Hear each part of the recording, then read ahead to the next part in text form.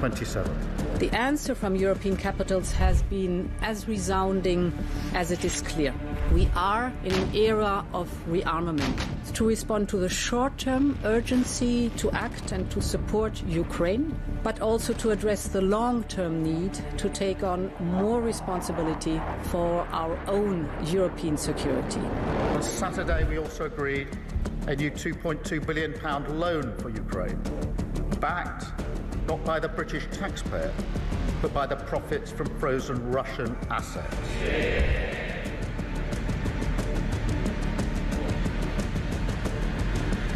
It is my pleasure to bring from His Majesty the King a letter. He sends his best wishes and his regards, of course, but he also asked me to bear this letter and bring it to you.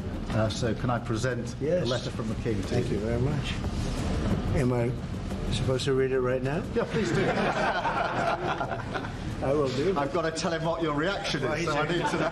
I need to know. He is a great gentleman. A great, great gentleman.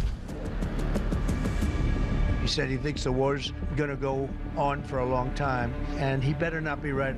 Well, I just think he should be more appreciative, because this country has stuck with them through thick and thin. We've given them much more than Europe, and Europe should have given more than us, because as you know, that's right there, that's the border. What kind of diplomacy, JD, you are speaking about? What do you mean? I'm talking about the kind of diplomacy that's going to end the destruction of your country. Yes, but if you Mr. President, with respect, I think it's disrespectful for you to come into the Oval Office and try to litigate this in front of the American media. You're gambling with the lives of millions of people.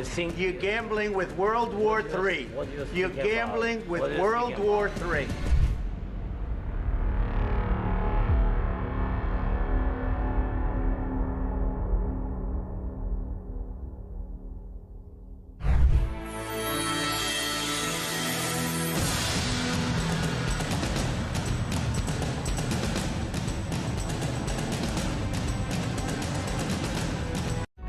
Across the UK, on DAB+, on your smart speaker, on your smart TV, and on your side. This is Talk.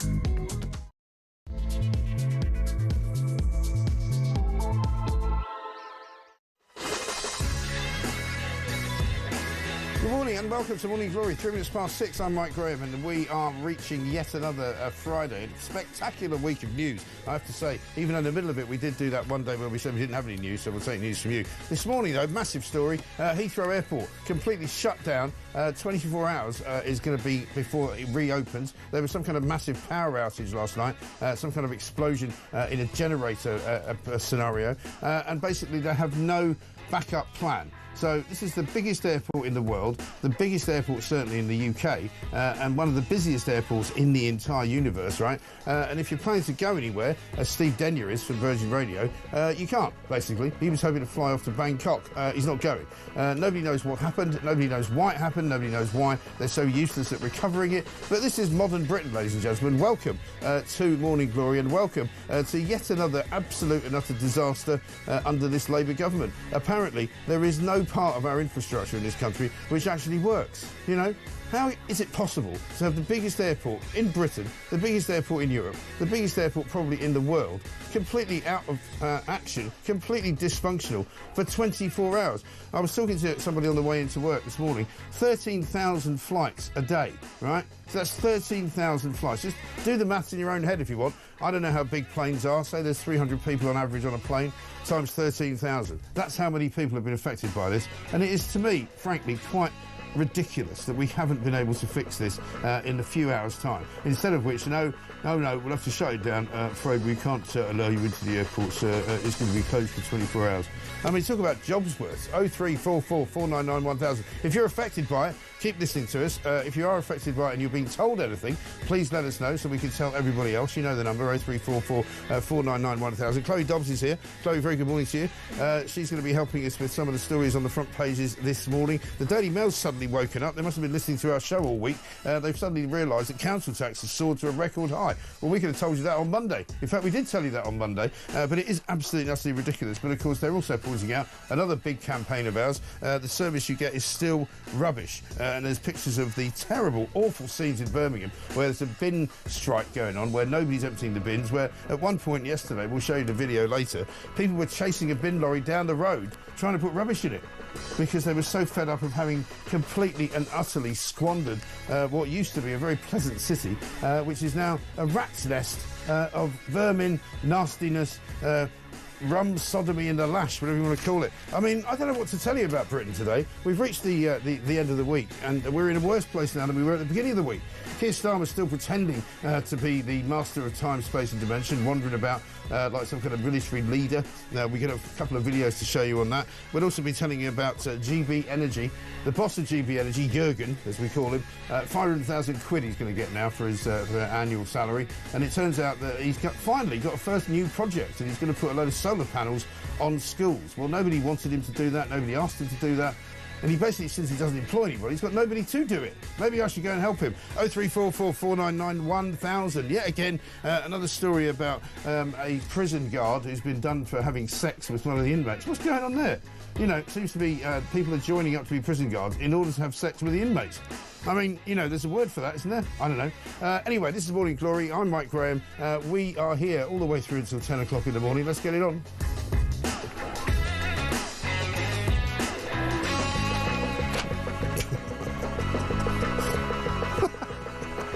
Sorry, I shouldn't be laughing here. Chloe, very good morning. It's nice to see you this early in the morning. And people have a go at me because I don't take life too seriously, but the idea that Heathrow Airport has been completely, you know, disarmed, unable to be used. Got a spokesman from Heathrow here, just been handed this statement. Heathrow has experienced a significant power outage across the airport due to a large fire at a nearby electrical substation. Whilst fire crews are responding to the incident, we do not have clarity on when power may be reliably restored. To maintain the safety of our passengers and colleagues, we have no choice but to close Heathrow until midnight on the 21st of March. So that's midnight tonight.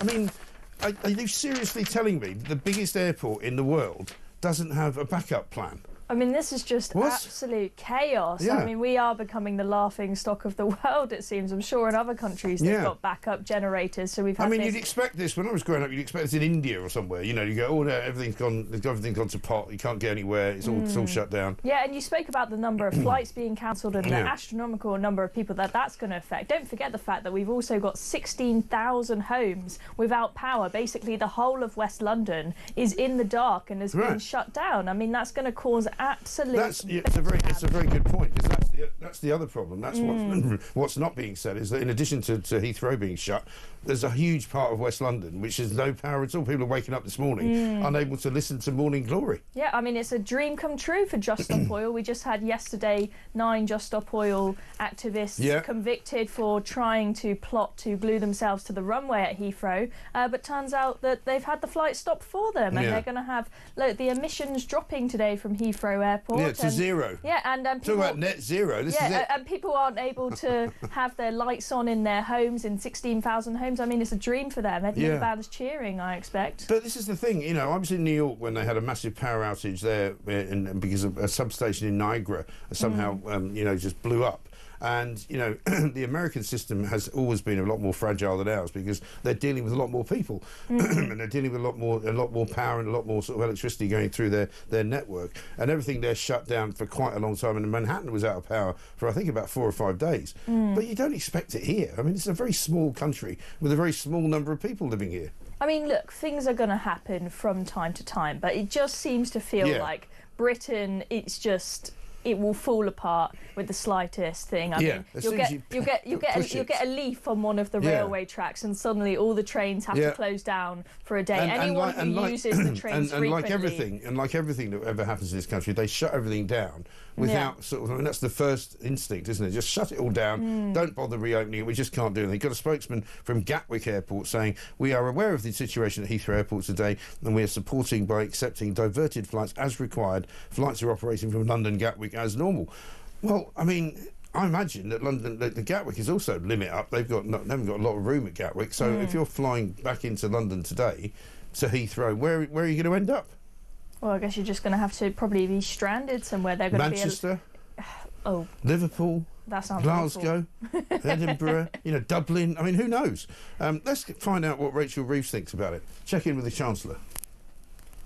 I have always been clear that a third runway at Heathrow would unlock further growth, boost investment, increase exports, and make the UK more open and more connected. Yeah, sorry, darling. Heathrow shut all day until midnight. So I don't know whether you have a third runway or a fourth runway or a fifth runway.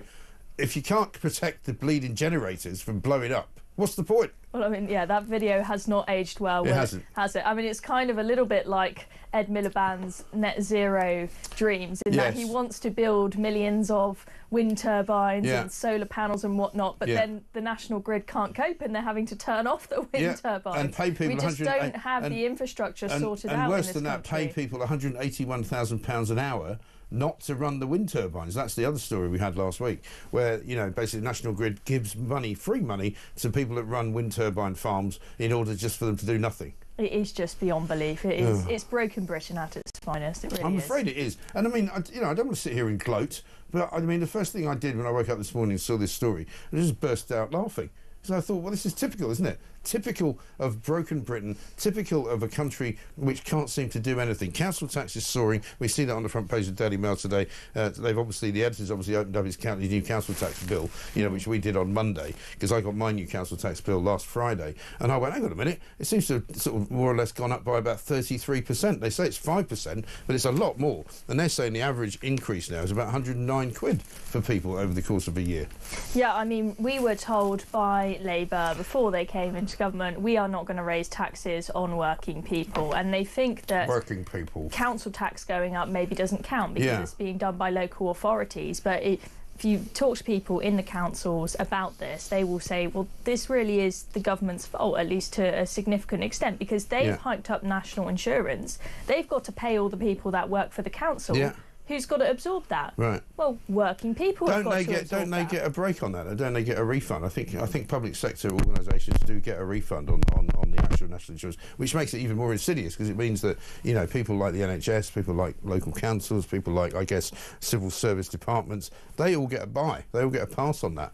But it's still, I mean, the cost of living for all of them is going up. But the fact is, they've got a picture on the front page of Birmingham covered in garbage, covered in litter. I mean, I went to Syria last year, and this looks like Syria. Right. To be honest, this looks like a third world country. The only difference is there are more Syrians in Birmingham than there are actually in Syria.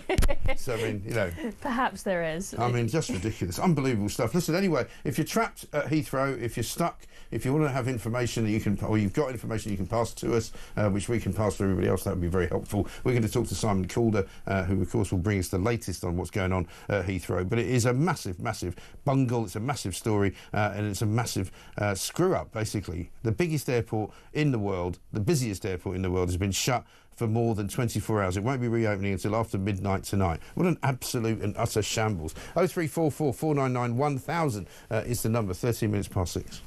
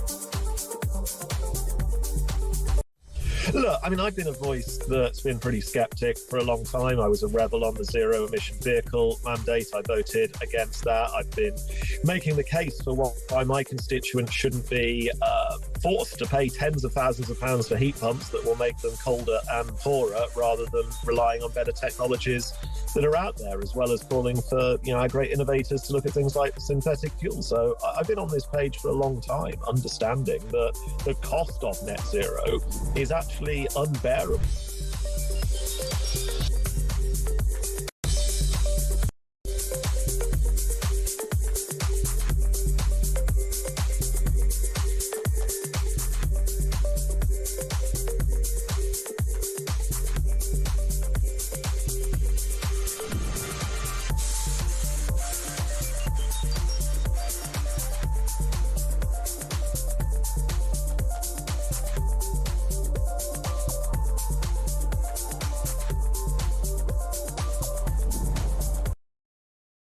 Across the UK, on DAB+, on your smart speaker, on your smart TV, and on your side.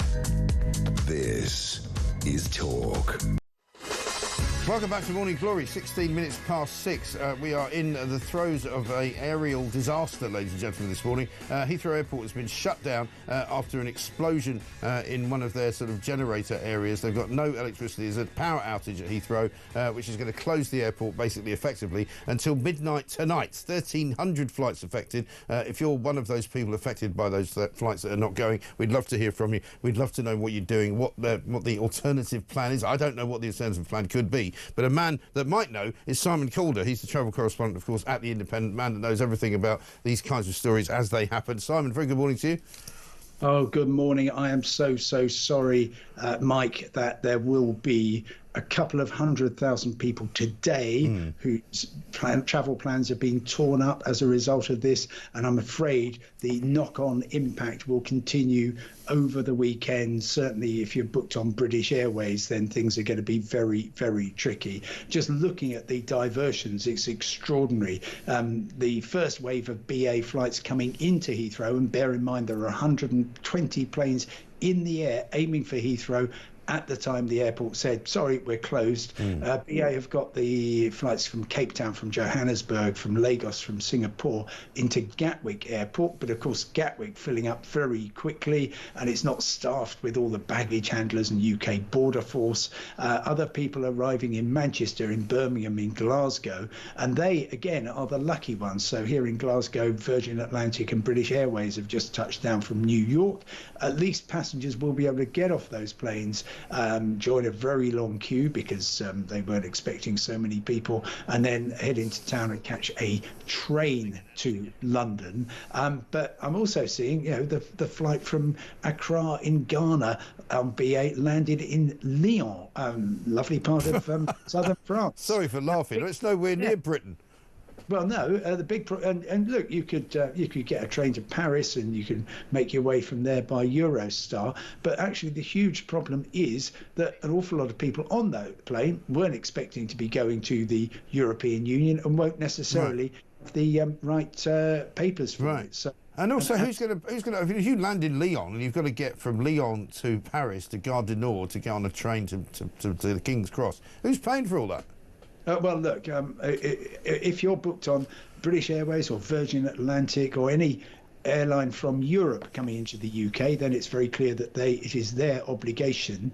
And also, if you're on one of those airlines and you're stuck for days, they have to pay for the hotel. But I'm afraid if you are in other circumstances, such as, for example, finding that you're booked on one of the Gulf airlines, Emirates or Qatar Airways, or indeed a North American airline, Air Canada, American Airlines, Delta, United. If you're overseas with one of those, then UK air passenger rights rules don't apply, and so you will be spending probably quite a lot of money, and you may well have to claim on your travel insurance. Yes. And what about baggage and all of that, luggage? Where does that all end up? Well, but people should be travelling with their bags, and that is actually going to be the least of their problems. I mean, the baggage systems will be completely overloaded here in Glasgow, in Manchester and everywhere else, which is taking the strain of an airport which normally, just to give you some idea of the scale, normally Heathrow would be handling as many passengers on a typical day as Manchester, Stansted and Gatwick combined. Yes. So, and what's the number? What's that number? It's thousands, isn't it? Oh, sure. Well, I'm guessing on a Friday in late March, you're looking at 230, 40,000, maybe up to 250,000 people booked to travel. Yeah. And as far as the actual power outage is concerned, I mean, a lot of people are asking the question this morning, does Heathrow not have some kind of backup plan for when the power gets cut off like this? Well, this is critical national infrastructure. The thing is, they have so much demand for power, everything, of course, from the runway lights to the IT system, that you really need to have a system where you are getting, you've got lots and lots of backups. They will have backups, but I think, with something of this scale, the pictures that we've been seeing are just so intense that it's really difficult to see how people are going to come out of that. Yeah, right. Because I was caught up, if you remember, in that power outage in New York years ago in Niagara, when a sort of substation blew up up in upstate New York, and I was about to fly back to Scotland, actually, from Newark Airport on Continental, and the airport, everything was knocked out, all of the electricity was knocked out, but after about 5 or 6 hours, everything came back in, and they got emergency generators in, they got the runways for international flights going, domestic not so much, but basically I was on a plane within about 4 or 5 hours of it being shut down. So clearly Heathrow doesn't have that. Yeah, well, no, I mean, look, there will be some people who are booked maybe on British Airways flying, let's say, from Barcelona to Boston, who will simply be able to be rerouted via Madrid. So they will be the lucky ones. But no, British Airways got pilots, planes, passengers strewn right across the world. It's going to take them days to get back on track, I'm afraid. What an absolute nightmare. Simon, I know you're a busy man this morning. Thank you very much indeed. Appreciate your time. Simon Called, the travel correspondent at The Independent. Chloe Dobbs is here with me. Chloe, I've got a couple of messages here. Paul from Wiltshire says, Mike, I was supposed to be picking up a passenger from Heathrow Airport at 5:30 this morning. I'm now on my way to Birmingham. Happy days. Because that's the other thing. I mean, if you're, say, for example, like he's describing, people from New York, flying from New York on Virgin British Airways, coming to Glasgow, it's nowhere near London, I'm sorry to say. If you're on a flight from the Emirates coming in, landing at Lyon, I mean, you might as well just get off in Madrid or somewhere in the middle of the Atlantic. It's nowhere near London, is it? Absolutely nowhere near. I mean, from listening to Simon there, it sounds like this is even more chaos than we initially thought it was, and what he says with the implications with the passports and flight attendants not being in the right places for the next flight that they need to work on. I mean, this is just causing absolute bedlam. Yeah. I mean, it's just going to be absolute I know that he's. I mean, Simon's very forgiving. He's always going to say, well, the strains on the system, etc., etc., etc. But to not have a backup system, like I said, I was caught up in what was a much bigger outage because it affected actually all of Manhattan, much of upstate New York, much of the whole state of New York, many more people and many bigger geographical area. But the airport was able to get up and running, the same day within 5 or 6 hours. They were flying us out, and it was a bit of a nightmare because there was no air conditioning, the doors weren't working, the doors were stuck open and all that, but they managed to get the flights away internationally anyway within 5 hours. But Heathrow is saying nothing until midnight at the very bare minimum. Yeah, everything seems to be on snail pace in this country, it seems. Does. I mean, Simon, he does make the valid point there that Heathrow, they need a heck of a lot of power. So a backup system that is powerful enough to run the whole airport if one goes up in flames, that is quite difficult to do, surely. But this is going to lose them such a huge amount of money that you would think that it is something that is worth investing in. I mean, maybe they will learn their lesson after this. The other thing is, when it comes to when something goes down and it needs fixing, often the people who you need to come and fix the problem, they're not the people who are losing out on all the money. It's some engineer who says, oh, sorry, not free until tomorrow, well, so you're going to have to wait. Do you remember a couple of summers ago there was the air traffic control problem where the air traffic control system basically fell over, and the reason it took so long to fix was that the guy who was supposed to be in charge of fixing it was working from home, and it took him 90 minutes to get to the place of work where he should have been to start fixing it. So there was already a 90-minute delay. But it'll be the same thing here. There'll be people who should have been on scene probably within minutes of it happening, who are all kind of lolling around in their pyjamas at home, not bothering to be actually in an office anywhere. Yeah, probably that is absolutely a problem. People working from home means that people cannot respond urgently when something goes wrong on the ground. I know. Shocking stuff. Chloe Dobbs is here. We've got lots more to do, of course, lots of other stories to do as well. And, of course, we want to hear from you. If you are caught up in any of this, we need to hear from you so we can pass on whatever information you're being told to everybody else. 0344 499 1000. Morning, Mike, says Alan in Middlesbrough. Lindsay Hoyle has been spotted outside Heathrow. He's up in arms while sporting his well-travelled Bermuda shorts, battered luggage and Lord Ali sunglasses outside a closed Heathrow airport and shouting, "Order! Order! Order!" Yeah, this is the guy that's gallivanting around the world. For him is an absolute head-on system. Simon in Lyon Solent says flight tracking sites have also shown planes already in the air this morning diverting to airports in Paris and Ireland, while others have turned around in mid-air and headed straight back to where they started. I mean, unbelievable stuff. I mean, I'm very grateful to all of you for giving us this information. Heathrow Airport has extensive backup power systems in place, says Dave. They rely on multiple layers of redundancy, including, 1, uninterruptible power supplies. These systems kick in immediately to protect critical systems like air traffic control, communications, runway lighting and security. 2, on-site backup generators. Large diesel generators can provide sustained power to crucial infrastructure for prolonged outages. And 3, redundant power feeds. The airport is connected to multiple independent power sources from the grid to reduce the chance of a total loss. Well, that's all very well, Dave, but they've shut it down for 24 hours. So whatever you think that the measures are that they've got in place, they're not using them because clearly they're basically saying we can't handle it. We can't get in with it. So whatever's going on, it may well be that they're being overzealous with their, which is sometimes what happens, Chloe, isn't it? You know, where they just, it's like when they shut the motorway when there's an accident, instead of allowing people to sort of travel on one lane because they might see something awful. So they just shut everything down. And you sometimes wonder if that's the best way to go. I mean, it's the easy option if you're just someone in management and your salary's not going to be affected if you cause absolute chaos and you close everything down. Just press the stop button, easy peasy, right? You don't have to manage. And everyone will just have to deal with it. Yeah, I mean, this is chaos. And also, the thing is they've said that we will be closed until midnight. Yeah.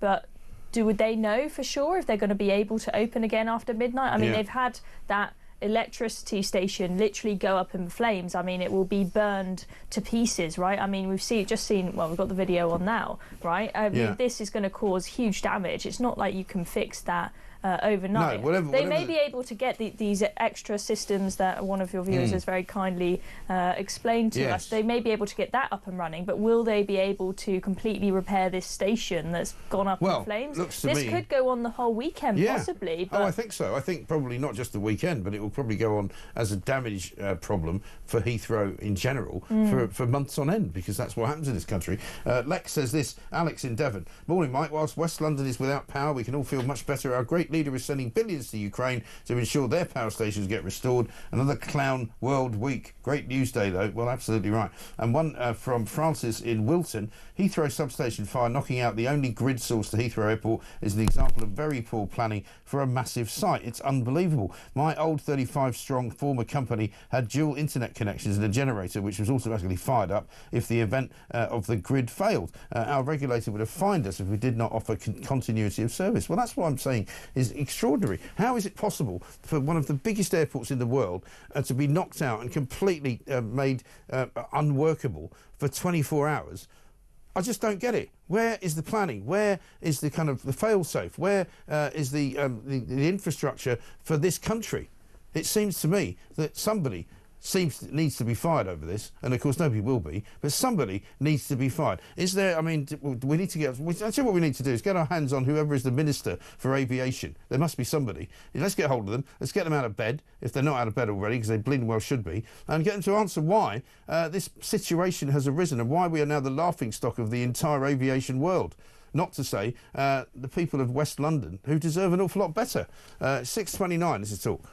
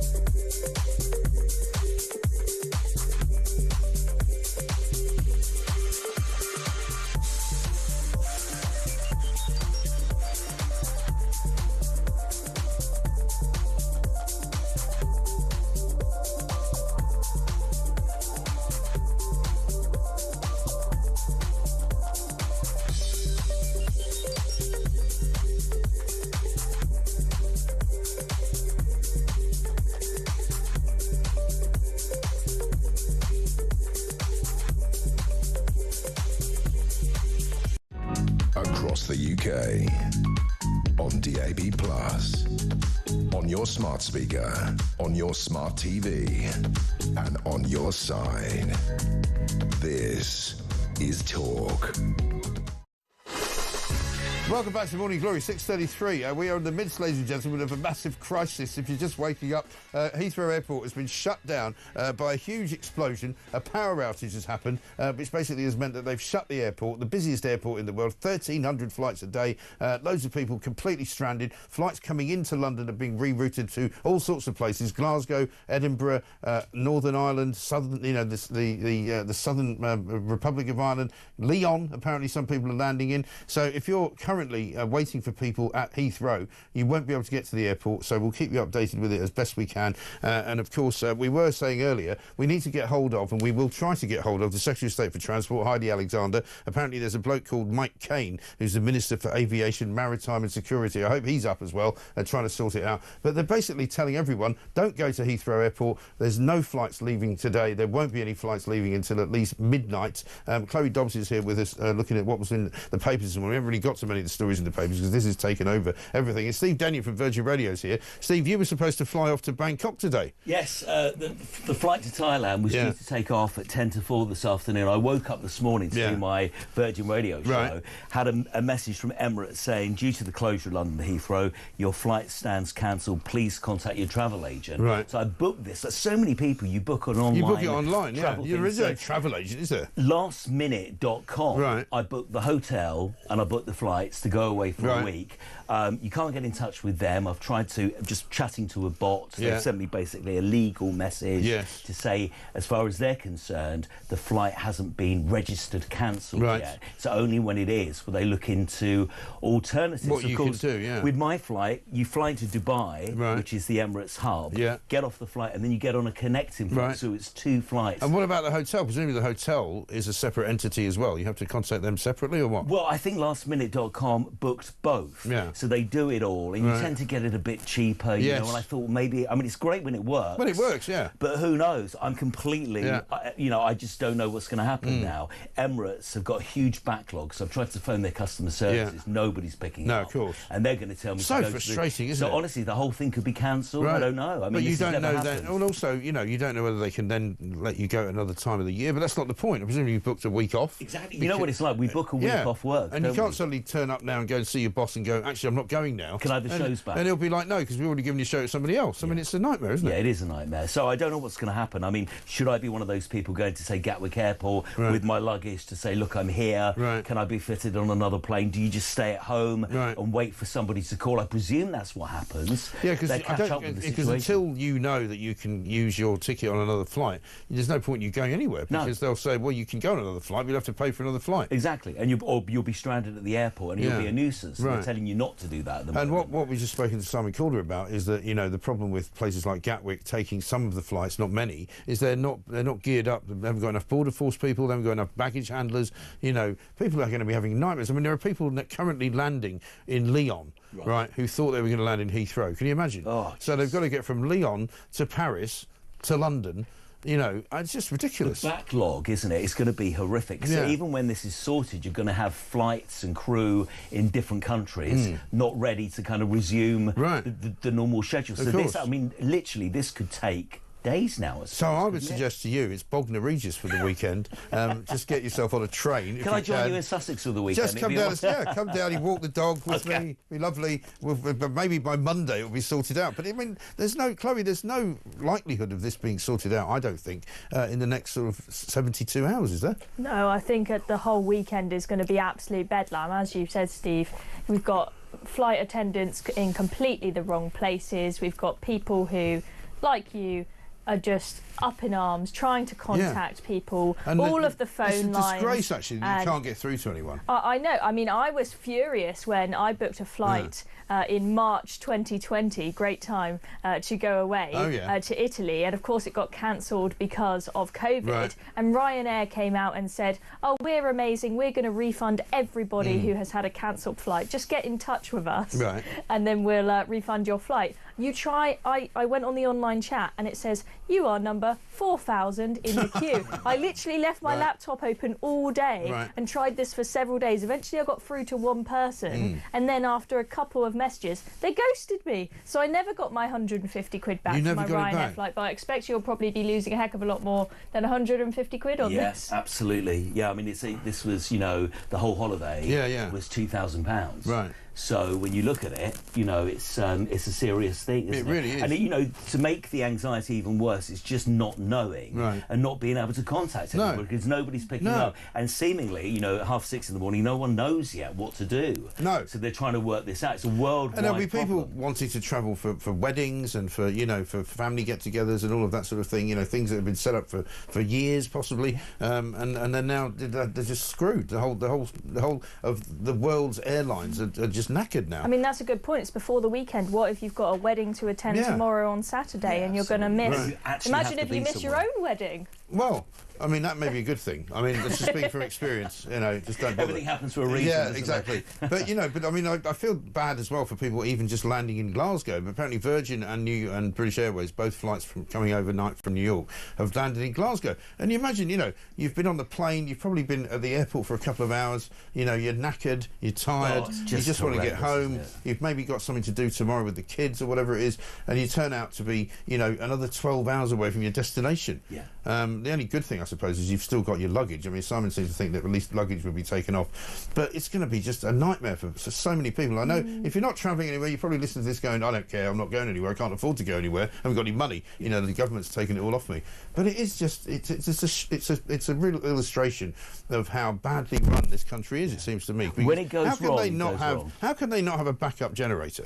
You know? And when this happens, every different business is trying to just hand over the problem to someone else. As you say, airport or on the airline saying, deal with lastminute.com, lastminute.com saying, no, deal with the airline. It's absolutely classic. One time I was completely stranded in Chicago airport and it was an AA flight, but you'd booked it on BA, and they were just, AA was saying go to BA, BA was saying to go to AA. They were both just standoff, and you had hundreds of people just stranded in the middle of the night because no one was taking responsibility. I mean, I've got loads of members of my family flying in the first week of April, and I'm already thinking, is it going to be fixed by then? Because they're coming from California, from New York, from Dubai. I mean, you know, what happens if Heathrow isn't recovered by then? Yeah, you know, it could. And it's a massive problem for the economy as well, isn't it? Of course it is. Shocking. How about this? This is from Zoe. Morning, Mike. She says, my daughter was on a school trip to New York. She was flying back last night to Heathrow, and her flight has been turned around and gone back to JFK.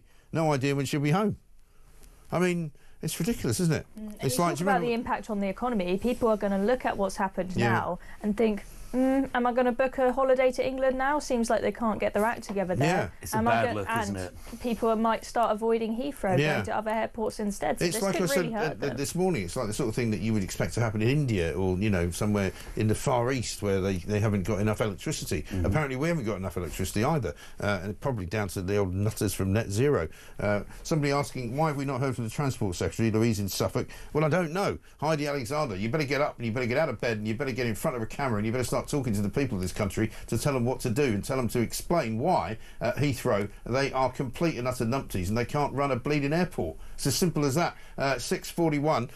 What are we saying here? We just spoke to the Department for Transport, who said they will send a written statement. They told us that the Energy Secretary, Ed Miliband, is doing the morning rounds on television and it will be updating us on the situation. Well, that's all right then. Crazy Ed Miliband with his ukulele will be turning up to say, I'm very sorry, but there will be no flights out of Britain for the rest of the year. What a complete and utter plank. Steve, I wish you luck finding somewhere to go. You can always come and have a good time in Sussex if you want, if that's what it comes down to. We'll see you after this.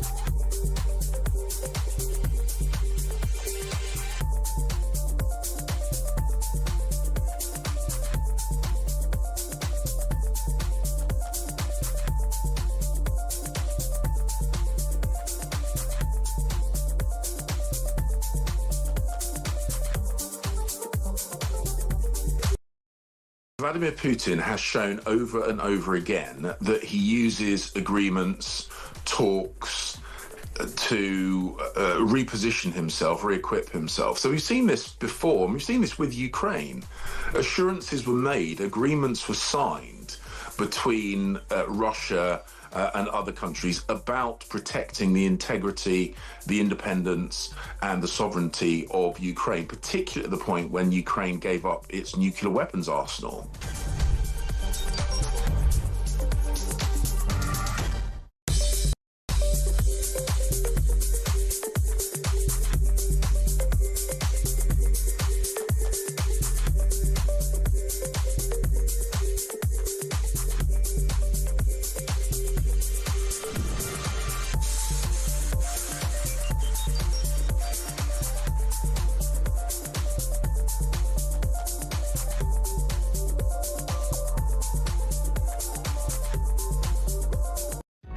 Across the UK, on DAB+, on your smart speaker, on your smart TV, and on your side.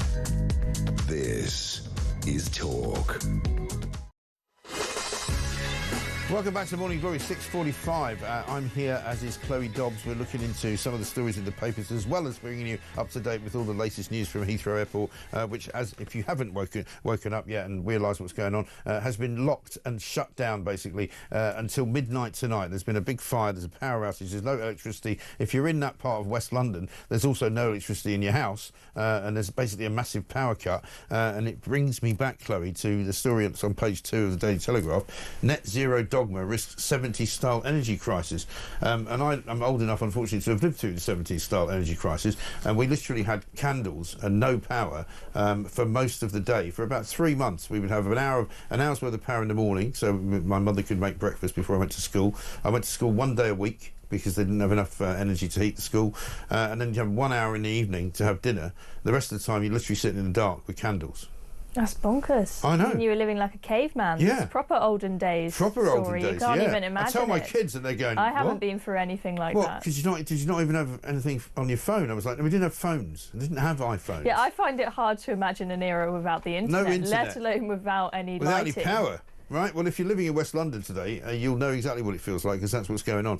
But let's look at our great, illustrious leader, because he was out and about yesterday, before we go any further. He visited a nuclear submarine base. Check this out.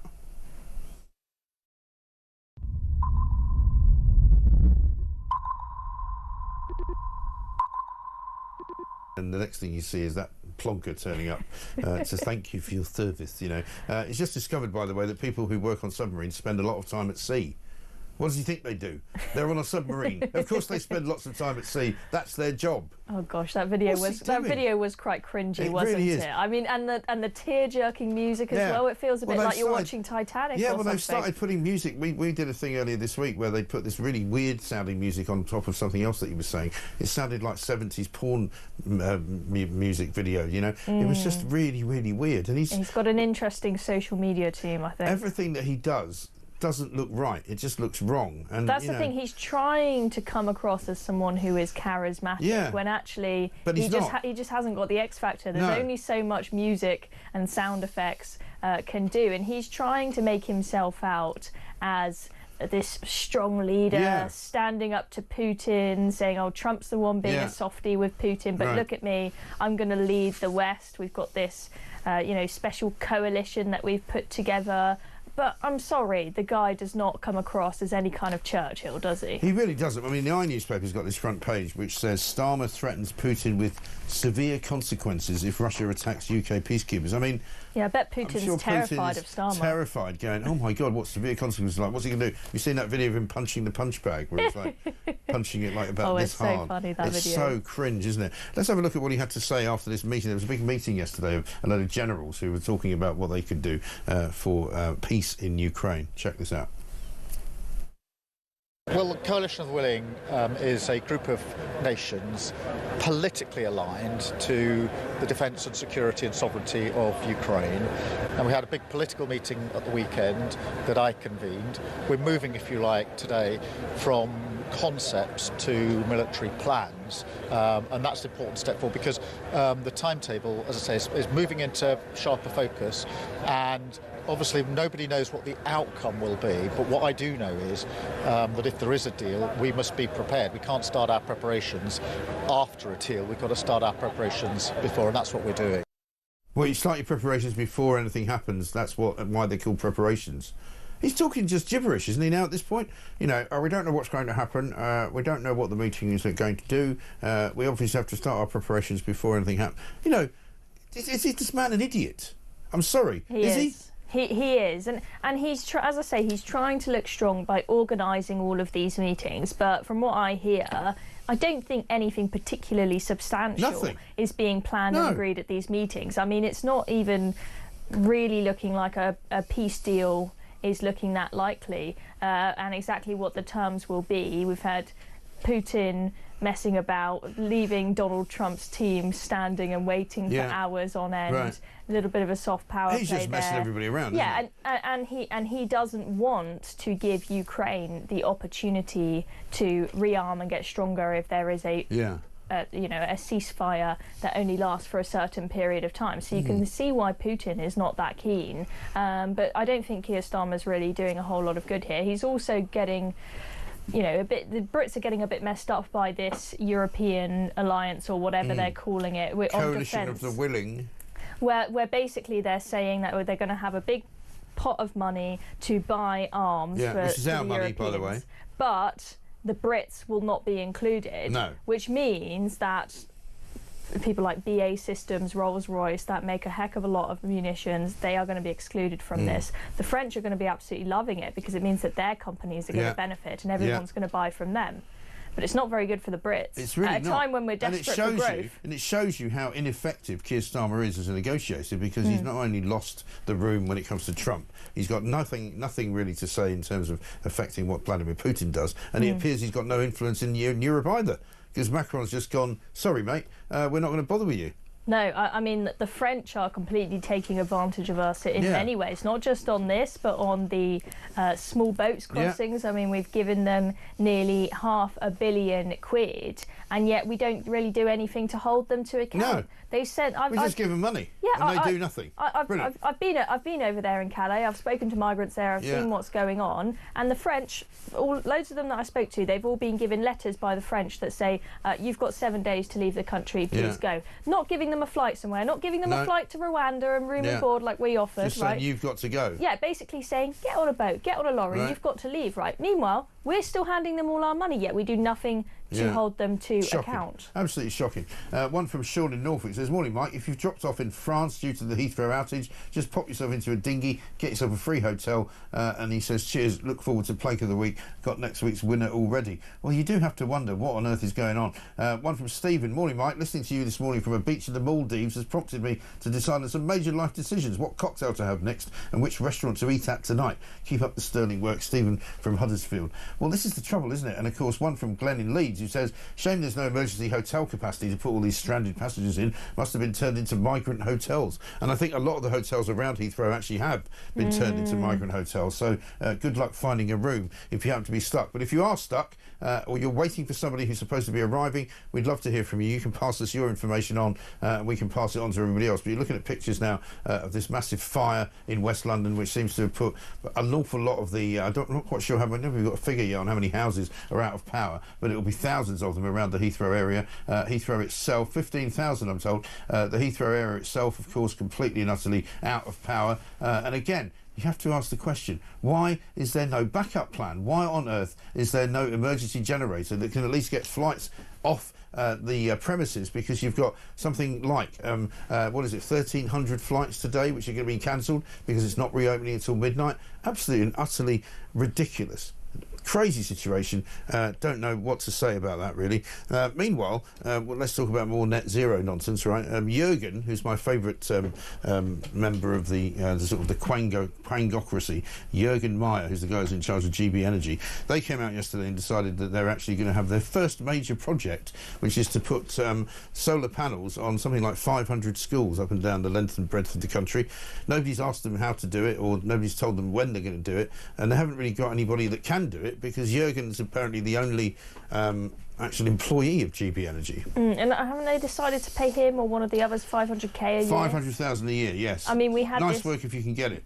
Yeah, I mean, we had this whole scandal of Sue Gray earning a similar amount to the Prime Minister, but this is way, way more than the Prime Minister earns. Oh, yeah. I mean, I understand that you need to pay for talent, but I mean, what talent? As you say, they're just talking about sticking a few solar panels on some schools. They don't really have any kind of plan in place. There was this shocking interview with the GB Energy boss where he was asked, well, when are we going to see prices come down, energy bills come down? And he just said, oh, that's not my job. No. And I'm like, what is your job We've then? got a little bit of that because we'd like to know what Jürgen's job is because nobody seems to know. Have a look at this.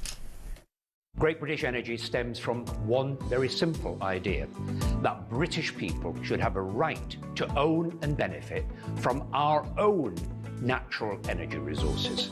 This is why Great British Energy is 100% owned by the British people, for the British people. Our goal is to help communities and bill payers reap the benefits of clean, secure, homegrown energy. Our journey to energy security, clean power, and net zero is truly on path, and we at Great British Energy are here to accelerate that exciting journey. Yeah, it's a shame they've run out of power at Heathrow, though, isn't it? I mean, you think he might be able to help out with that, the boss of GB Energy, but apparently not.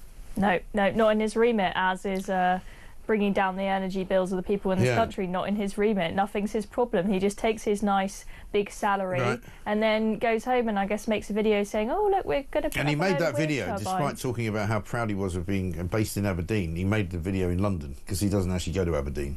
No point, really. Why would he bother? Well, no one wants to be called a metropolitan elite, do they? No, but, so they pretend that they don't live in London. He may have spent a day up in Scotland, and that makes him Scottish, probably. A bit cold up there for him, so he didn't fancy it. Here he is talking about jobs that we're going to be created. The northeast of Scotland will benefit from. Great British Energy itself is going to create, over the next 5 years, 200 or 300 jobs in Aberdeen. That will be the size of our team. But look, that is... They were promised 1,000. Look, and I said, in the very long term, as we become a major energy champion, it may be many more than that. What's the very long term?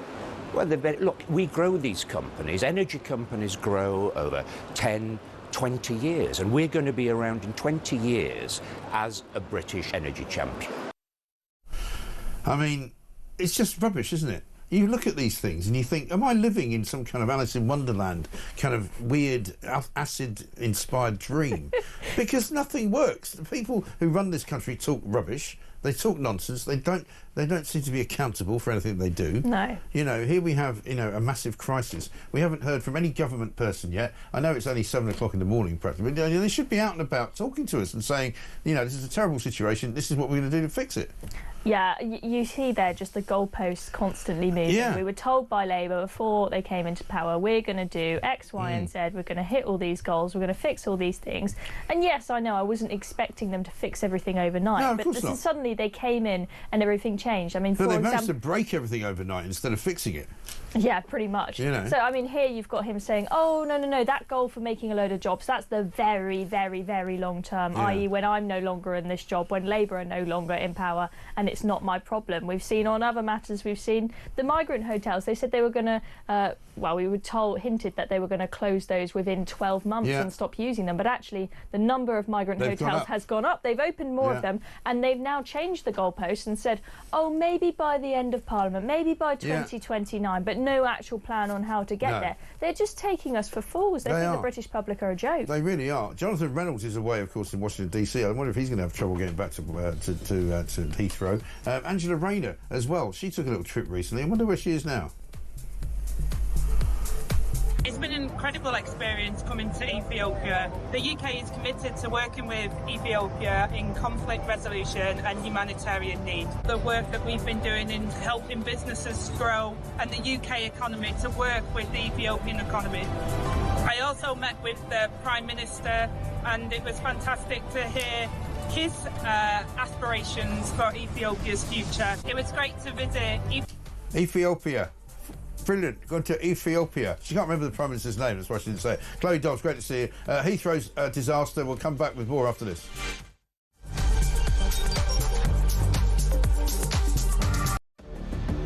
I can announce this government will begin the biggest sustained increase in defence spending since the end of the Cold War.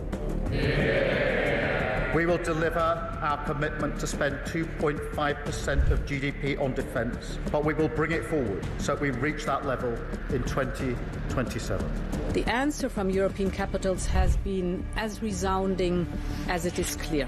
We are in an era of rearmament to respond to the short-term urgency to act and to support Ukraine, but also to address the long-term need to take on more responsibility for our own European security. On Saturday, we also agreed a new £2.2 billion loan for Ukraine, backed not by the British taxpayer, but by the profits from frozen Russian assets.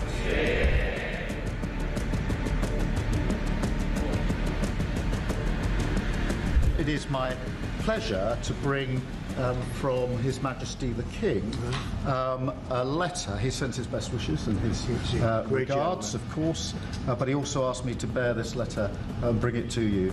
So can I present the letter from the King to you? Thank you very much. Am I supposed to read it right now? Yeah, please do. I will do. I've got to tell him what your reaction is, so I need to know. I need to know. He is a great gentleman. A great, great gentleman. He said he thinks the war's going to go on for a long time, and he better not be right. Well, I just think he should be more appreciative, because this country has stuck with them through thick and thin. We've given them much more than Europe, and Europe should have given more than us, because as you know, that's right there, that's the border. What kind of diplomacy, JD, you are speaking about? What do you mean? I'm talking about the kind of diplomacy that's going to end the destruction of your country. Yes, but if you Mr. are not President, Mr. President, with respect, I think it's disrespectful for you to come into the Oval Office and try to litigate this in front of the American media. You're gambling with the lives of millions of people. You're gambling with World War III. You're gambling with World War III.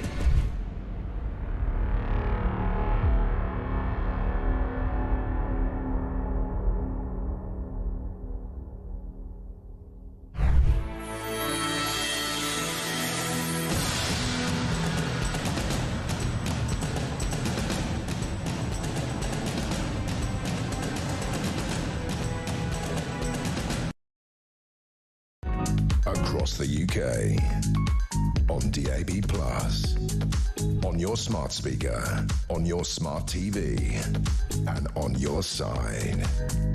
This is Talk.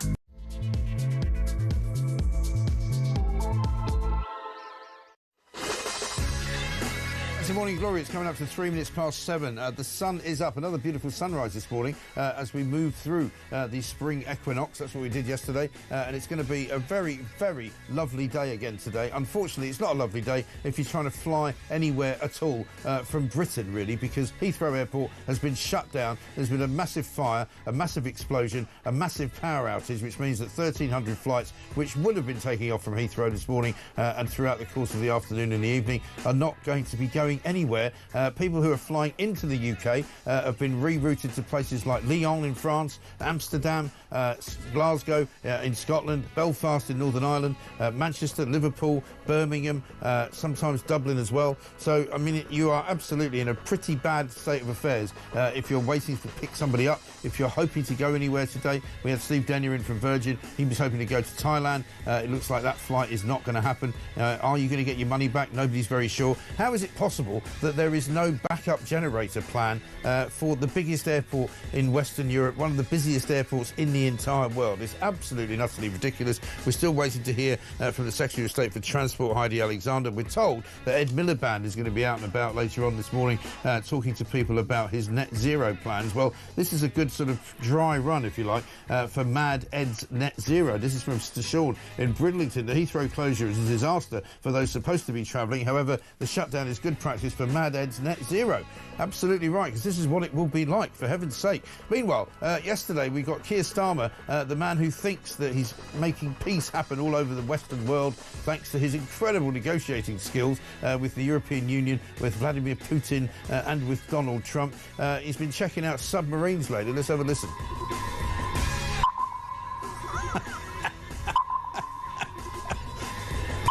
Yeah.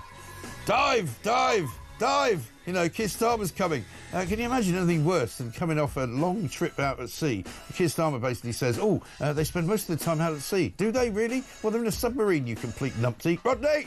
Come on, let's get it on. We're going to talk some more about the happiness index. It's not very good at the moment. I'm not very happy. Another prison guard has been fired for having sex with one of the inmates. Absolutely extraordinary stuff. The NHS is missing massive numbers of scans and actually not diagnosing people when they should be diagnosing them. And also, the net zero madness goes on. Apparently, Ed Miliband's hired Daisy Lowe, the model, to try and sell heat pumps to people. Nobody knows how much they paid her for it, but it's absolutely and utterly ridiculous. 0344 499 1000. Also, your council tax rises. That's on the front page of the Daily Mail. We did it on Monday. They've caught up with us finally on Friday. Also, we've got gaffs, haven't we? We've got some gaffs for you because it is Friday, and a preview of Plank of the Week as well. 0344 499 1000. This is Morning Glory. Let's get it on.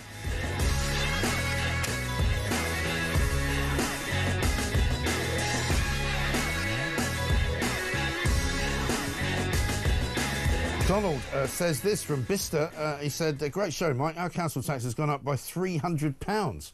Most people's council tax has gone up by an average of about £109, according to a piece in the Mail today. But certainly many people that I speak to are paying well in excess of £2,000 a year now for their council tax for what would normally be regarded as a 2 or 3 bedroom semi, which is ridiculous, isn't it? I mean, what on earth is going on in this country? And things are so bad, by the way, down in Birmingham, where they've now got a strike on with the bin met, that people were chasing after bin lorries. I think we might have the video of that. We'll show you that in a little while.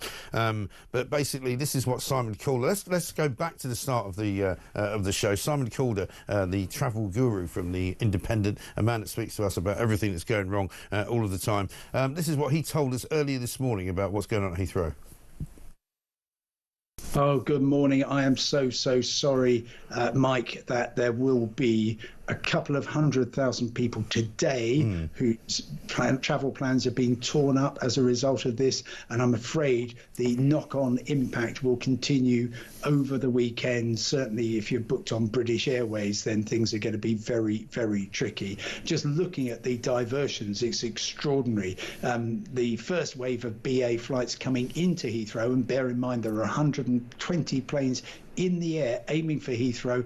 At the time, the airport said, sorry, we're closed. BA have got the flights from Cape Town, from Johannesburg, from Lagos, from Singapore into Gatwick Airport. But of course, Gatwick filling up very quickly, and it's not staffed with all the baggage handlers and UK border force. Other people arriving in Manchester, in Birmingham, in Glasgow, and they, again, are the lucky ones. So here in Glasgow, Virgin Atlantic and British Airways have just touched down from New York.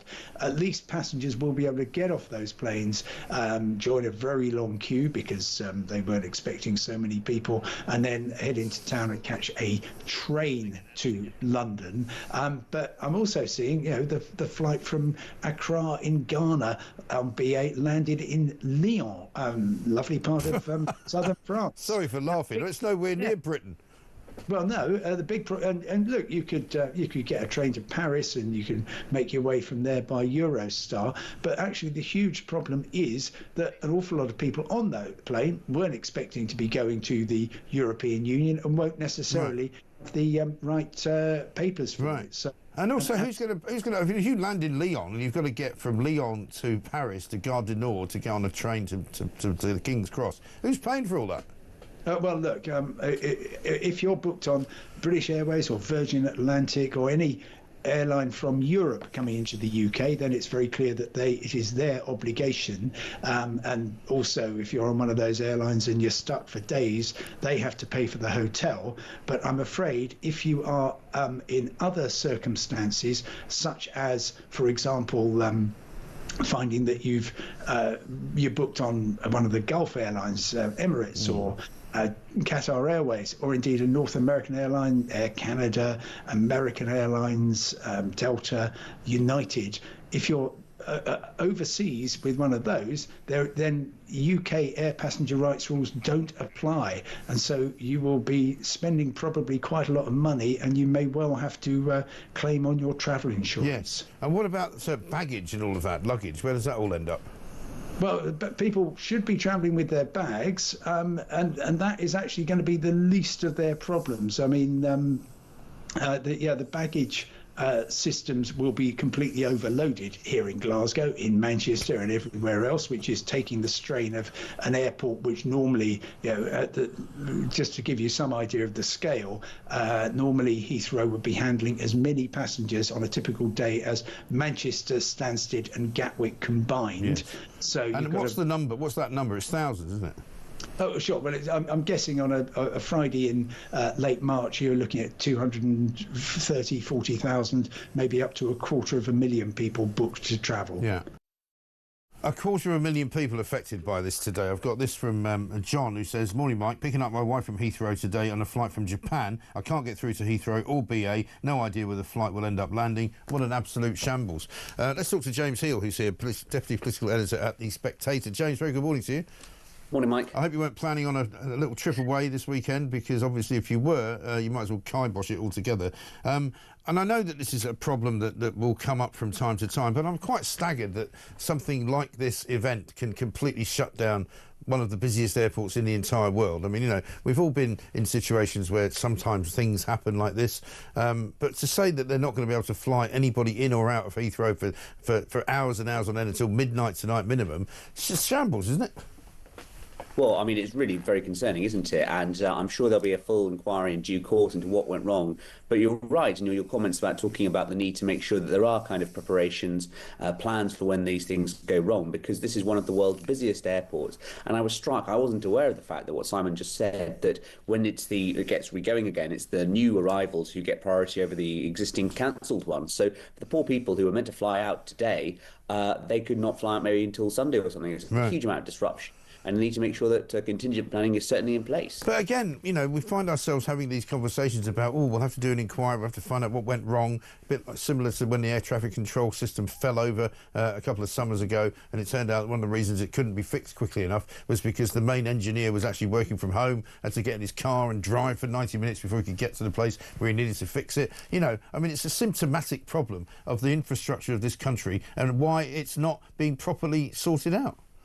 Yeah, I completely agree with you. And, you know, it's always striking if you go to other airports around the world, particularly in Asia and the Far East, you know, how much sort of modern their systems are. They need to make sure that corners weren't cut here. And I certainly do think that, you know, given the strain placed on Heathrow, it needs to make sure that one of the most key important economic drivers in the UK is open and up and running. Yeah, absolutely right. Let's talk about, you know, because it seems like a worthwhile endeavour to do so, the net zero stories in the papers this morning, because one of the things that people have said to me is that you might as well get used to this, because under Ed Miliband's crazy net zero plans, this will probably happen quite a lot, because one of the serious issues is we don't have enough electricity to fund all of the things that he wants to fund in terms of, you know, the power that's going to be needed. We've got GB Energy coming out yesterday and saying that they're going to enter their first sort of major project, putting a load of solar panels into schools. Nobody's asked them to do that, but that's what they're going to do. Nobody knows how much it's going to cost. Nobody knows how long it's going to take. Nobody knows where the solar panels are going to come from.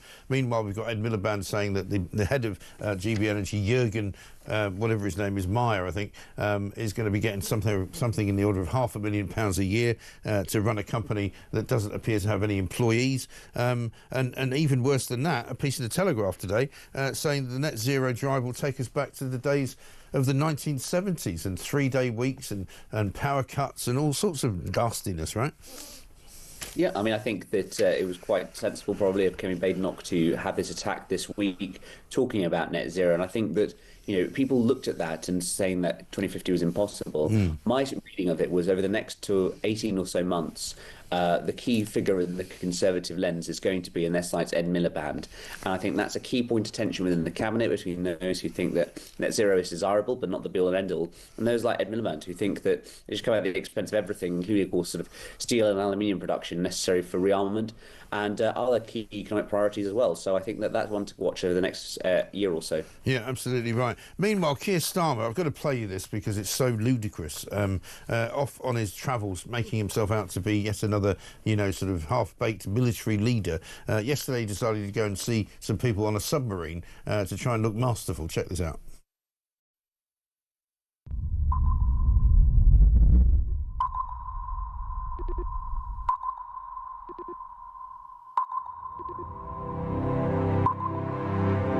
Red October or something, because that's sort of what it sounds like, doesn't it? Beep, beep, beep, You know, sorry, no sign of human life in the brain there. He's pretty much flatlining.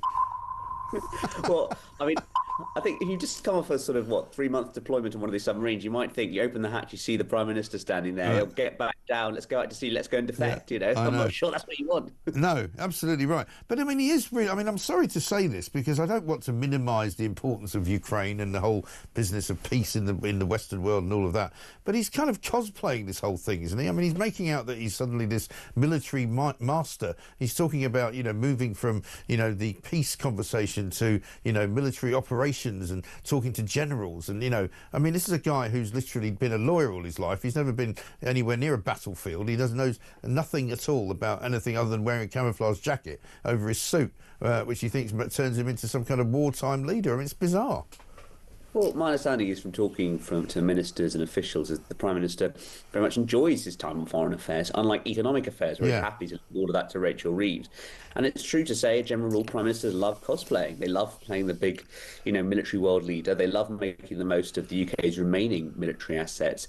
And I've always been a little bit sceptical of this talk of coalition of the willing, because it just seems very much more about sort of saying, you know, this is what we want to do, and more about momentum, rather than actually sort of getting the two big boys, you know, the Russians and the Americans, to agree to this, given I don't think both of them will actually go along with it. Right, exactly. I mean, because one of the biggest problems he's got at home, of course, is the economy. And some figures that were put out yesterday by the Adam Smith Institute said that it's now 52% of British adults reliant on the state for their livelihood, which obviously includes people who work in the public sector, people who are on benefits, people who are basically in higher education, people who are working in all manner of different jobs which are paid for by the public sector, effectively. And that is never a good place to be. It used to be a third of people. It's now more than a half. Yeah, I mean, the problem is we just don't have enough people sustaining state spending in this country. We need to get many more people in the private sector on higher salaries, therefore being able to sort of generate the wealth that we need to fund our services. And I think this is a really big problem, because you have lots of people who are economically inactive, you have lots of pensioners, you have lots of increasing state sector people. And I just wonder, given that we don't see much in the way of public sector productivity, given that we have high taxes, how we're going to sustain our economy for the next 10, 15 years and get the growth that the government claims it wants to have. Yeah, I mean, it really is bad news, isn't it? Because there's only a week away, isn't it? Or in fact, less than a week away from Rachel Reeves' sort of spring statement, which will be no good news, I don't think, for anybody. I mean, we saw unemployment pretty much staying flat. We saw, you know, public sector pay pushing up the price of pay generally, but, you know, low to no growth really at all. You know, what do you think she's going to say next week? Well, I think she's going to say it's a difficult international situation. Obviously, lots of global uncertainty, wink, wink, Donald Trump, tariffs, etc., and that therefore they have a more challenging fiscal outlook than they thought. Of course, the danger is, Mike, and there's a story today in the Telegraph talking about the fact that growth forecasts have gone down from 2% to 1%. That means that's a huge number of knock-on effects and different things. So take the defence spending uplift. If we have 1% growth rather than 2%, that is a big cut, because a lot of the defence spending is predicated on GDP. So if we're getting less GDP, it means less spending on defence. Yeah. So I think it's going to be very challenging for her, and I think it's going to be a blame game that goes on for the next weeks to come. Yeah, I think so. Have a good weekend, James. If you're not going anywhere, you're doing the right thing. James Hill, Deputy Political Editor at The Spectator. Let's check in with Rachel Reeves, because she's always somebody you can rely upon to give some good information about what's going on at Heathrow. I have always been clear that a third runway at Heathrow would unlock further growth, boost investment, increase exports, and make the UK more open and more connected. Yeah, Heathrow shut till midnight. Thanks very much indeed. If you're trying to get anywhere and you're trying to get somebody from the airport, you're going to be out of luck. If you're trying to actually hope to meet somebody coming into Heathrow, that's not happening. People are being dropped off in France, in Holland, in Scotland, in Ireland. People are not being able to fly into this country as a result of what I'm thinking is a complete and utter mismanaged situation. Got this from Richard from Henbury Travel. He says this, Heathrow chaos shows why the UK must rethink its aviation efficient strategy. As someone who has worked in the travel industry for decades, I find it astonishing that a major airport like Heathrow has placed all of its reliance on a single power substation. The disruption we're seeing today is yet another example of why the government's focus on expanding Heathrow with a third runway is completely misguided. For now, passengers will be the ones suffering the most from today's chaos, but in the long run, this could be the catalyst for long overdue change in UK aviation. Richard, I really appreciate that. It might be somebody that we should talk to about this, because it seems to me, and again, my first thought this morning was, crikey, what a terrible thing to have happened. But secondly, I thought, well, how have they not got a sort of, you know, emergency repair generator? How have they not got the ability to get at least, because what happened when I was in America when this went on and they had a massive power outage, and America, of course, is famous for that because they have things called brownouts and blackouts on quite a regular basis because of the amount of energy they use, because so many people in Manhattan, for example, have got air conditioning units going, all the buildings have got air conditioning. You know, there's an incredible amount of energy and electricity going through all of their substations, and quite often they do have these events. But when they do, they fix them. I was at Newark Airport, as I say, just as I put the car, I was about to return my hire car, and as I did it, I went to check in with the people behind the desks, and they went, "We're sorry, we haven't got any power, we can't check you out, we'll have to, you know, send you a receipt in the post, but you'd already paid up front, so it was fine." And I said, "How do I get a bus to the terminal?" They're like, "You can't, because basically the barrier has come down and it's locked shut because there's now no power." So I had to find my way and I said, "Where's the terminal?" They went, "It's over that way," and it was about a mile away. And I went, "Well, I'm not walking." It was about 95 degrees Fahrenheit, and so eventually I managed to flag down a Marriott sort of minivan, and I said, "Will you take me to the terminal?" And he's like, the guy's like, "I'm not really supposed to stop," and I'm like, "Here's $20, take me, please." He took me. We got there. There was no power in the terminal. There were no lights on in the terminal. There was no air conditioning. It was hot as hell. But within about 4 or 5 hours, they managed to get all of the international flights away from the airport because they had an emergency generator that could power up the lights on the runway, that could power up the lights in the control tower, that could power up all of the needs and the things that they needed to actually get the flights into the air and to get planes landing again at Newark Airport, an international airport. It's not as busy as Heathrow, but it's a massive New York international airport. Why are we not being able to do that? Why is Heathrow completely and utterly kiboshed? And it's going to be kiboshed until midnight tonight minimum. If you're out there, if you're waiting for people, if you're trying to find people flying back into this country, we'd love to hear your stories, because we need to get this sorted out. This is a disgrace. Once again, broken Britain at play. They can't even run a bloody airport. This is Talk.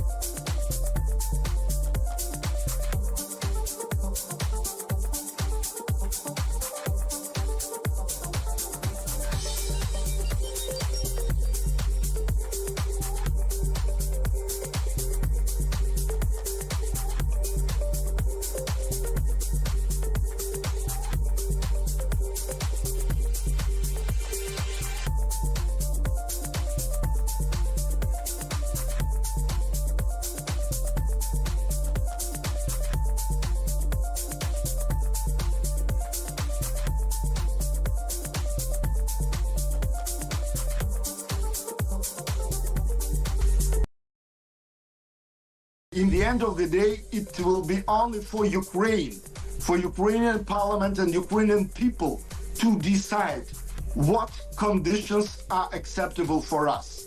But we will never ever agree on any surrender. We will never ever agree that Putin will decide about Ukrainian future. And we want to repeat to Trump and to all of our allies in Europe and especially in NATO that it is wrong that Moscow is taking decision about the future of NATO, but not Brussels.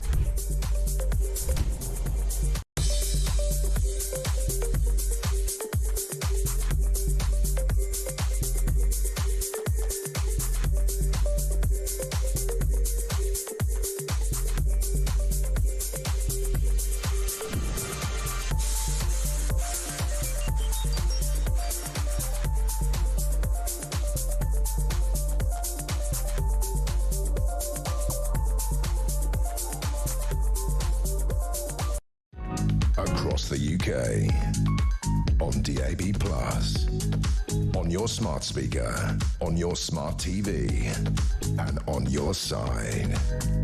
This is Talk. Welcome back to Morning Glory, 7:25, just coming up to 7:26. Got loads going on, by the way. A big disaster at Heathrow this morning. There's been a substation fire, an explosion of some kind, which has unfortunately meant that all power to Heathrow and the surrounding area in West London has been cut. There is no power in the entirety of West London, and there's chaos at Heathrow because of 1,300 flights, which would have been leaving today, will not be leaving now because it's shut down until midnight. Krampus has sent me an interesting little map of the area. He says, "Morning, Mike. The electricity substation is top right on the map. I'm not an engineer, but I wonder why the airport wouldn't have their own dedicated electrical facility within the perimeter."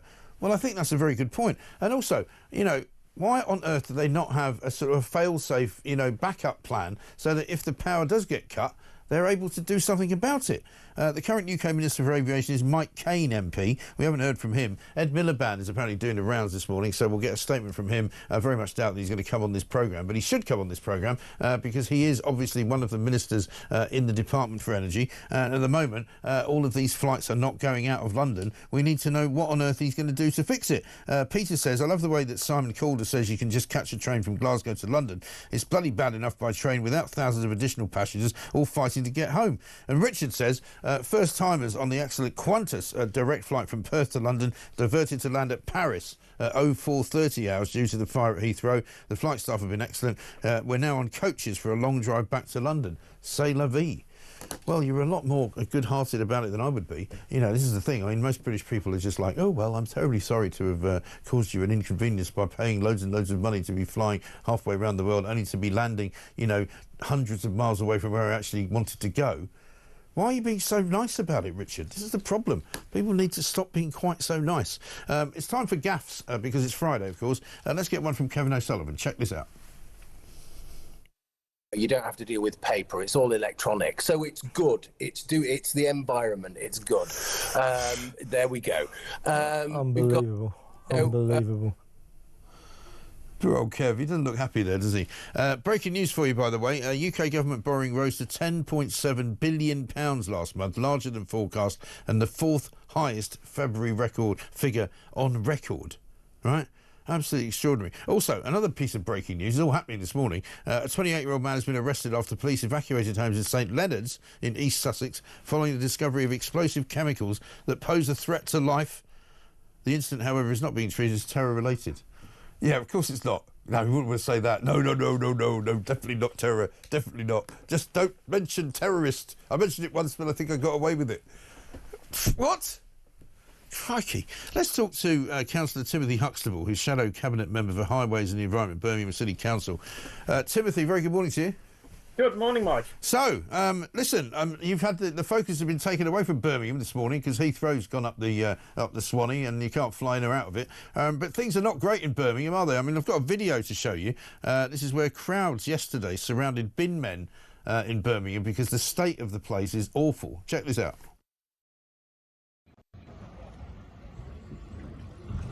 They're basically trying to see whether the bin men will collect any of their rubbish, because they've got so much rubbish on the streets, because there's meant to be a bin man strike, I think, isn't there? And they're trying to basically convince the bin men that they should take the rubbish away. The police were called. All sorts of stuff were going on. Timothy, how did it get this bad? How did it come to this?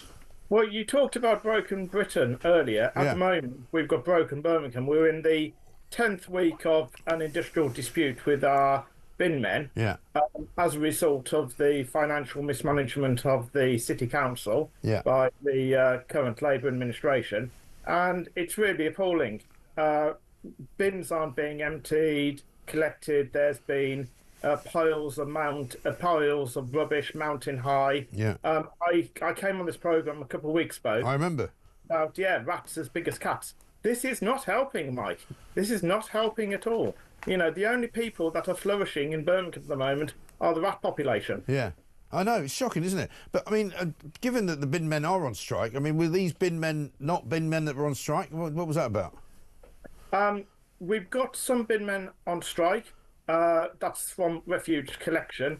There are other bin men from street cleansing who aren't on strike, and they're the people who provide the mobile household waste centres. Okay. The one you saw in the video just. Right. The bin men are doing a good job. The problem is that the City Council have failed them and are continuing to fail them. And we need a complete change of administration in Birmingham. I said we need more money put into street cleansing, more mobile household waste centres like the one you saw in the video. We need to get rid of the rat tax. Yes. We need a complete and fundamental change in how refuse and waste is collected in Birmingham. But meanwhile, we're looking at pictures there of piles and piles of rubbish piling. I mean, it must be pretty disgusting to even walk around the streets, wasn't it? It is, and the stench is dreadful in where it's been uncollected, and it's also having a real effect on the as well as the environment, on people's health, because they're looking at piles and piles of rubbish just wherever they walk. And in my ward, it's on a local shopping parade. You don't want to be shopping with food establishments and other establishments and you just see piles of rubbish, and the stench, as I said, is up.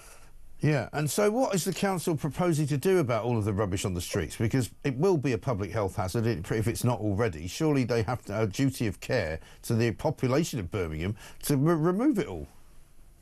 Absolutely, and it's just the situation is just getting worse and worse, Mike. And I am emailing them daily, not just about the rubbish on our streets, but also piles of rubbish with houses in apartments and flats with the commercial bins outside. Schools even, commercial waste is not being collected from the schools. Again, that's not conducive to a learning environment if the school where your child is at has bins and waste just filled massive high. I mean, it's not going to be long before somebody gets bitten by a rat and catches the bubonic plague, is it? Well, as I say, indeed, but at least if they're as big as cats, you can see them coming. It's not much of a consolation, blimey. It is not much of a consolation at all, Mike, no. No.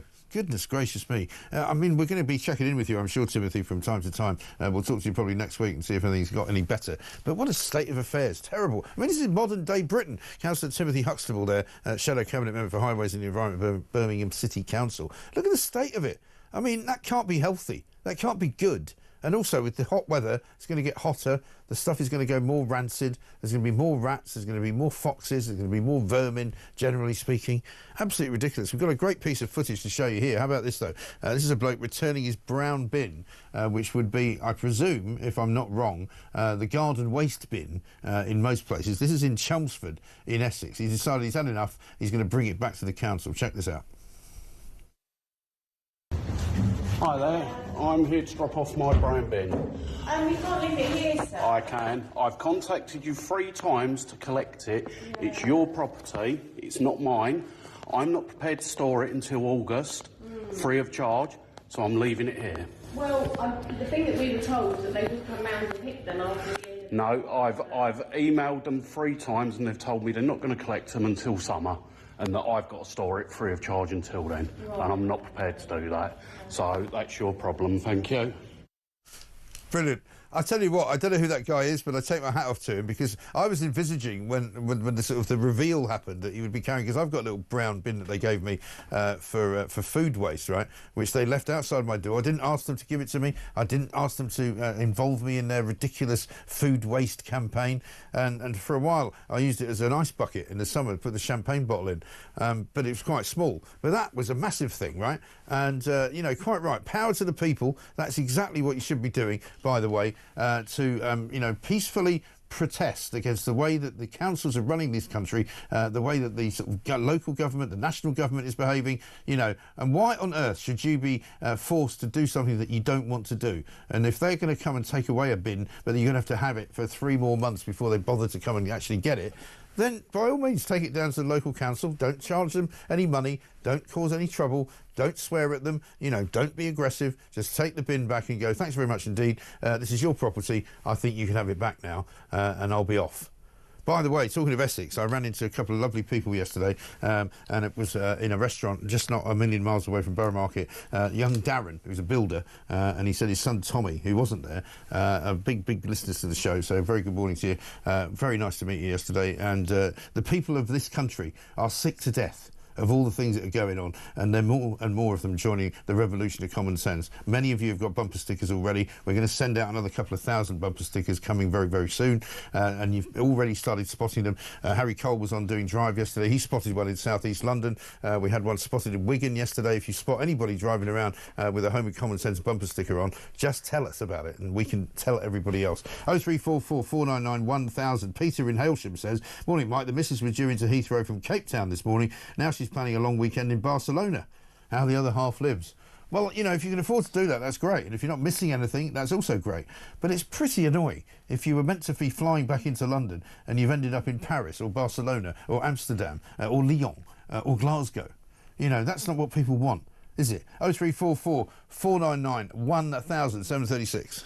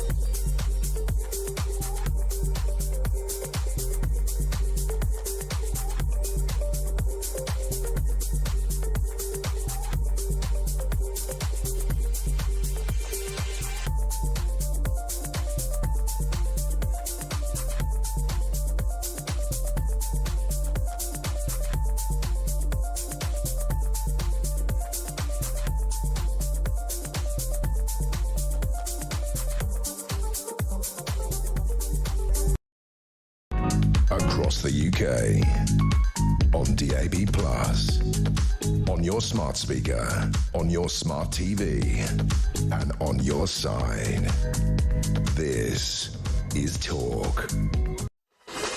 Welcome back to Morning Glory, 7:39. Mike Graham here with you until 10 o'clock. Alex Phillips is in, of course, on a Friday because it is her day to be the mid-morning presenter. Ali says this, only 2 days ago, Mike, you were complaining there was no news at all. So today, he's just making up for lost time. Well, I wasn't complaining that there was no news. I just said there wasn't really any news that was worth reporting. So I decided that I would engage your good selves to tell me what news you had in your world. But he says this, by the way, Birmingham Airport has two 1100 k VA diesel-powered backup generators for just such an emergency. So why does Heathrow not have any backup? Well, that's a very good question. Let's get a voice note from Adrian.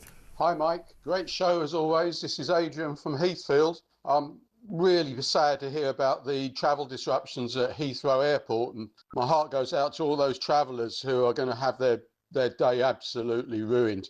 But I do wonder about the backup plans and the power. What's the chances, do you think, that the reason there isn't adequate backup power for one of the countries, or certainly the world's largest airports, is net zero? What do you reckon is the chance? Well, you know, some people are already suggesting that they did away with the backup generators because it was not thought to be very good for the climate to have diesel-powered generators. I don't know if that's a true story. We will check that out. We'll try and get, actually, we should probably try and get the chief executive of Heathrow on. We used to get him on quite a lot to find out why they haven't got a backup plan. But it's very interesting as well if you see the statement that Heathrow Airport have put out, because basically they say the reason they've shut down and will not be opening until just before midnight tonight is that basically Heathrow has experienced a significant power outage. To maintain the safety of our passengers and colleagues, Heathrow will be closed until midnight, 21st of March. Now, whenever I read something like that, it reads to me like, oh, well, it's a health and safety thing. We have to shut everything down because our colleagues might not be safe. If that's the case, then that is an even bigger disgrace, because Heathrow is a very, very significant part of our economy. Not only the money that people spend when they go there, not only the amount of money that is collected from various airlines that land and take off there, but also the business of the economy of Heathrow. It's a massive hub for people coming from all corners of the world. Many people, if they're flying, you know, from the Far East over to America, they stop in Heathrow, they've got to stop over, they spend money in the duty-free shop. You know, that's where the money is in this country. So once again, Rachel Reeves has blundered massively by allowing this to happen, for heaven's sake. Let's talk, though, now to Mike Neville, retired Scotland Yard Detective Chief Inspector, because, of course, lots of stories to talk about this morning, including yet another stabbing in Brixton. A man was killed, basically, and the police have been warning about sophisticated criminal groups with international networks basically being responsible for a wave of violence on London streets. I think we probably knew this was going on, but now they've actually said it out loud. Mike, a very good morning to you. Morning, Mike. It's amazing, isn't it? All the people who arrive here are not all engineers and doctors, and some of them are involved in violent and wicked crimes. I mean, who could have guessed that? I mean, it's not as if we've been saying it here on the station for about the best part of the last 4 years. Yeah, well, there's this violence, the current violence, the real fear of is between sort of Turks and Kurds. Yeah. And so this international dispute is arriving in London and elsewhere, and deals with hard drug dealing and violence. And we saw the shooting of a 9-year-old girl last August outside a restaurant in Dalston. And people are thinking that that is connected to assassination attempts or killings that have occurred across the world, not only in Turkey, but also in Spain and other places. And the problem for the police is that the police were set up in the 19th century to deal with local things. So the police in London deal with London, the police in Birmingham, and the police in Istanbul, no doubt, to deal with things there. But of course, travel is so easy now. People can fly in, deal with things, and this is and all these international disputes, as well as crime, end up being played out on the streets of London. Yeah, and London seems to be the capital of many things. It now would appear to be the capital of the cocaine business. You know, I keep reading stories that say that there's more cocaine flooding through London now than in any other time in its history, and a bigger sort of market than anywhere else in the world. Yes, and it's driven by you've got criminals from all over the world. So you've got sort of Jamaicans, which you could describe as disorganised crime. Right. Then you've got Albanians who are absolutely brutal, and they're very, very organised crime. And you've got, if you look around at the prevalence of things like these barber shops that seem to be everywhere, these American candy stores, there's just a feeling of criminality, lawlessness, that people can get away with what they want, launder money anywhere. And the police seem they're overwhelmed. Not only they've got all this traditional crime, they've got all the cyber crime as well. Yeah. And do you remember there was a drive-by shooting, I think it was last year, around the back of Euston Station, and it turned out that it was some kind of revenge killing in the Mexican drug business, right? And I'm going, hang on a minute, when did we import Mexican drug cartels to North London? But apparently we got those as well. It's just, as we've said, it's across every continent. You know, if your purse or wallet gets stolen in London, it's probably somebody from South America or even Romania doing it. Yeah. And so London is becoming the international crime capital of the world. The criminals know there's much money to be made here in drug dealing and the like, but also there's much money to be made in thievery and other things as well. So it's a massive challenge how the world deals with this, how they, you know, we have organisations like Interpol, but they're tiny. They're sort of just a liaison office. They're not sort of, people imagine there's some sort of big crime fighting organisation, but it's just a liaison office where you can ring up and say, I've got a set of fingerprints here. I think the guy's German. Can you put me in touch with the German police? Right. But I bet you any money, a lot of the reasons for why the criminal gangs come to London is because they've all worked out that the police are not really very good. You know, because you don't want to mess around with the French police or the German police or the Spanish police. They've all got guns. You know, they don't mind whipping you with them. They don't mind locking you up and throwing away the key. Whereas the justice system in this country is so weak and useless that they probably think we've actually got more chance of making a good living being criminals in London than we have in any other capital of Europe. Well, absolutely. You can arrive at Scotland Yard. I was proud to be a Scotland Yard detective. Scotland Yard used to be seen as the ultimate crime fighting organisation. I remember that. And that's been lost, you know. And what they do, you're exactly right, particularly people who come over here from Asian countries or places like Mexico, or Albania. The police there would be utterly ruthless. Yeah. You know, here they get arrested and given a cup of tea and a solicitor and a nice meal and sit down here. And it's gone too far. We're so nice that we've been designed for sort of a British nice culture, but then it's been invaded by foreign criminals who just take absolute advantage. And as you've said, they well know that the courts are soft, whereas in America you get 999 years. Here you're looking to get 999 months. Yeah. And so they know it's worth the effort. And these kingpins as well, the people who, because of the internet, because of the international nature of it, if you're the top drug dealer, you never have to come to this country. You can send your minions to do your work here and sit safely in a fortress in Albania, Mexico, or wherever you choose to be. Yeah, absolutely right. It's a shocking state of affairs. Mike, good to talk to you. Thanks very much indeed. Mike Neville there, retired Scotland Yard Detective Chief Inspector. A bit of breaking news for you this morning. UK government borrowing rose to £10.7 billion last month, larger than forecast, the fourth highest February figure on record to date. Let's get a voice note from Jack. Morning, Mike. Jack from London here. Don't worry, they can just switch Heathrow Airport and everywhere else over to all of the green renewables that we've got. That'll save us. Oh, wait. Maybe not.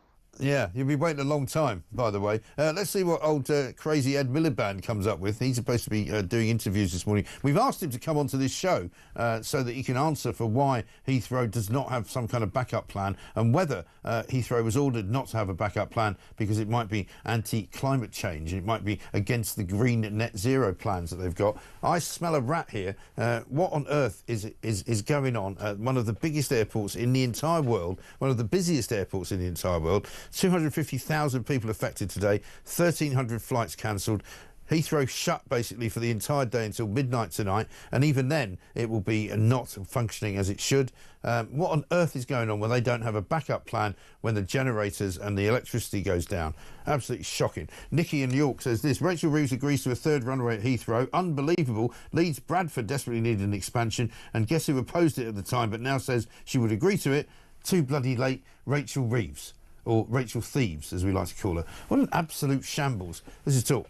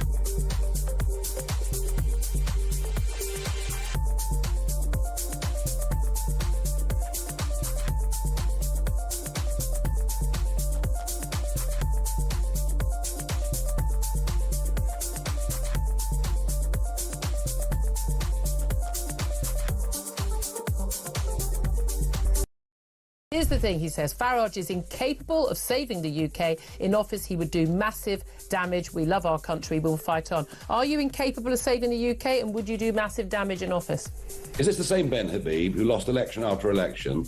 Is this the same Ben Habib who, when he was deputy leader of the party, failed to get any of the candidates vetted, which caused us such problems at the general election, and failed to get us to stand in more than 12% of seats last year? Is that the same fella?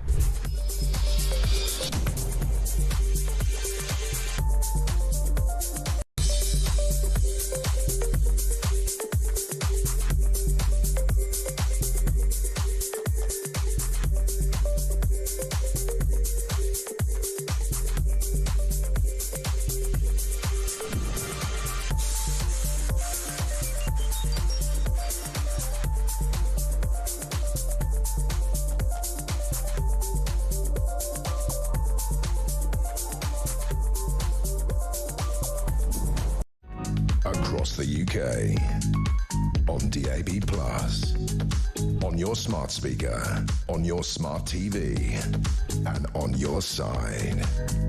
This is Talk.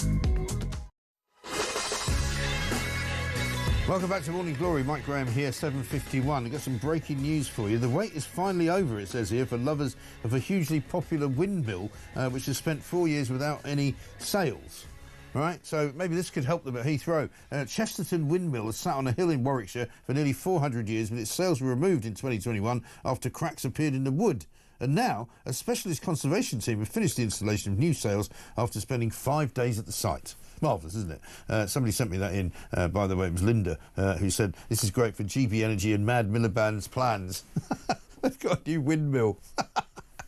We'll be hearing from Mad Miliband in a minute, because I think he's given us a statement as to what's going on with Heathrow and the ridiculousness of how it's been without power now for hours and will be without power until midnight tonight. But let's talk to Baroness Diane Hayter, former Shadow Deputy Leader of the House of Lords from 2017 to 2021.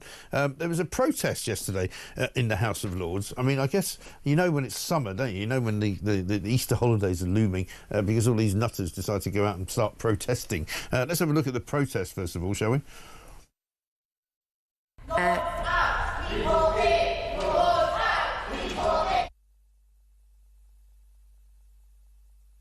And then they throw some paper.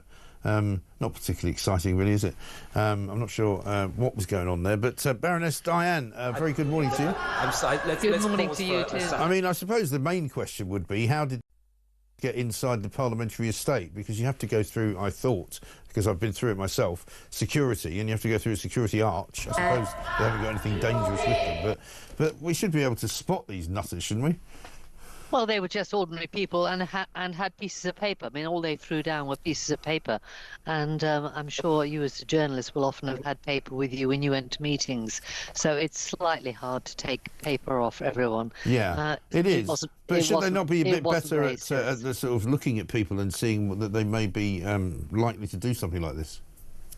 Well, they look quite normal. I've seen the pictures of them. I mean, they don't. You can't stop everyone going. They were just youngish people and didn't look worrying. I wouldn't overreact to this. This happens every 20 years or something where there's a disruption, and I'm slightly worried if we think we're going to sort of take everybody's handbags and everything off them just because 3 people have managed to get in there once. I wouldn't overplay it. Well, yeah, but in that case, if you my advice. Well, you would say you wouldn't want a security arch either, then, would you? You just let people just wander in, because I think they've got a shield, haven't they, in the House of Commons, because somebody once chucked. Oh, was it not somebody that chucked something at John Prescott, I think it was. But, it was Tony Blair, a bit of flour or something like that, which could have been something much more dangerous. It could be a powder which doesn't look like anything, but might be, poison. Yeah, but get in now. We do have to go through metal detectors now, which detect more than just metal. This was just paper. That's the issue, and I think taking paper off people will always be difficult. As I say, I wouldn't want us to overreact to this. Interestingly, the House just adjourned for 5 minutes and carried on its work in a very British tradition, I have to say. No, true, very true. And I'm not against people being able to demonstrate. I just think that you know, it's so tedious that these people want to, you know, I mean, what's the bloody point of it? You know, Lords out. I mean, it's the House of Lords. Why are you going to have Lords out? If you want to demonstrate outside, fine, you know, have a massive demonstration outside and say the House of Lords is, you know, old-fashioned, you know, ridiculously antiquated and of no use to man or beast. But, you know, what they've done here doesn't appear, to me anyway, to have been much ado about anything, really. No, and they've got very little coverage, and it really doesn't matter. I mean, the interesting thing is how little they understand the House of Lords. You know, they said ordinary people to be there. Well, of course, we have the House of Commons where anyone can stand. And what's interesting, well, I think particularly to you, if I may say so, is the person who was in the chair at the time, who looked very calm, who just sort of adjourned the House for 5 minutes. Of course, is a former broadcaster and journalist. Yeah. And I think one of the lovely things about the House of Lords is that we're not the same as the House of Commons. We have a very wide range of people who've got expertise and experience across this extraordinary. I mean, he happened to be a journalist. We've got ballerinas there. We've got social workers, accountants, consumers, got some top scientists and doctors and teachers and musicians. And what is clear is that maybe we need to explain more what we do, is that we are a house made up of different sort of people than are in the House of Commons, that we come from a wider range of backgrounds. Than politicians. No, I think that's a good thing. I would say I think there's probably a few too many people in the House of Lords now, because somehow it's been allowed to balloon up to, you know, more people really than are in the House of Commons. I think it's more sort of over 800 now. So and everybody in the House of Lords agrees with that. Yeah. Unfortunately, we had a committee that agreed absolutely that, and we asked the Prime Minister at the time to stop appointing, so that you had to have 2 people leaving for every one you wanted to appoint in. And then Prime Minister Mrs May, you know, was very good about that. Unfortunately, Boris Johnson absolutely filled the House with another 100 plus. Yeah. So we are very keen, you know, along with you, to have a much smaller House of people who can get on with the work that we do. The Lib Dems and Labour have filled it quite well as well. I mean, Keir Starmer apparently wants to abolish it, or at least he used to, and instead of abolishing it, he's now put a load more people in it.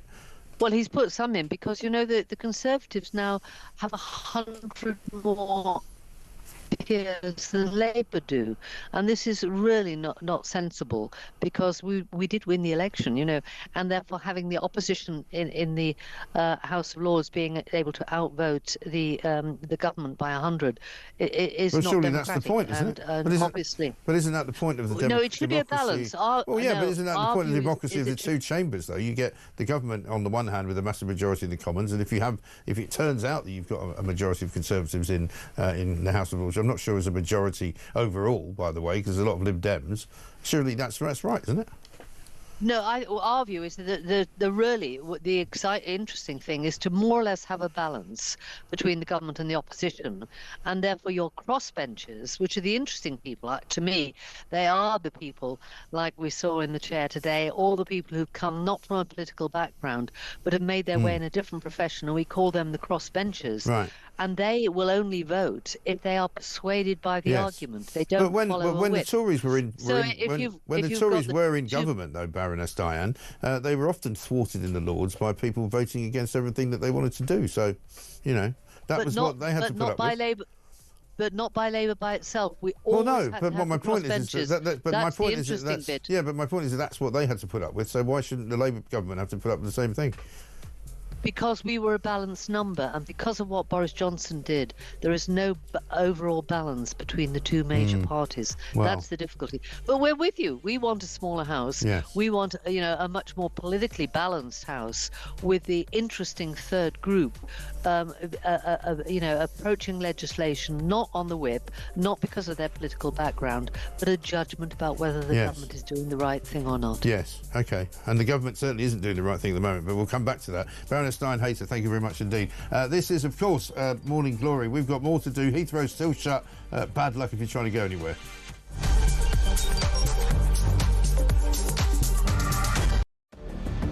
I can announce this government will begin the biggest sustained increase in defence spending since the end of the Cold War. We We will deliver our commitment to spend 2.5% of GDP on defence, but we will bring it forward so we reach that level in 2027. The answer from European capitals has been as resounding as it is clear. We are in an era of rearmament to respond to the short-term urgency to act and to support Ukraine, but also to address the long-term need to take on more responsibility for our own European security. On Saturday, we also agreed a new £2.2 billion loan for Ukraine, backed not by the British taxpayer, but by the profits from frozen Russian assets.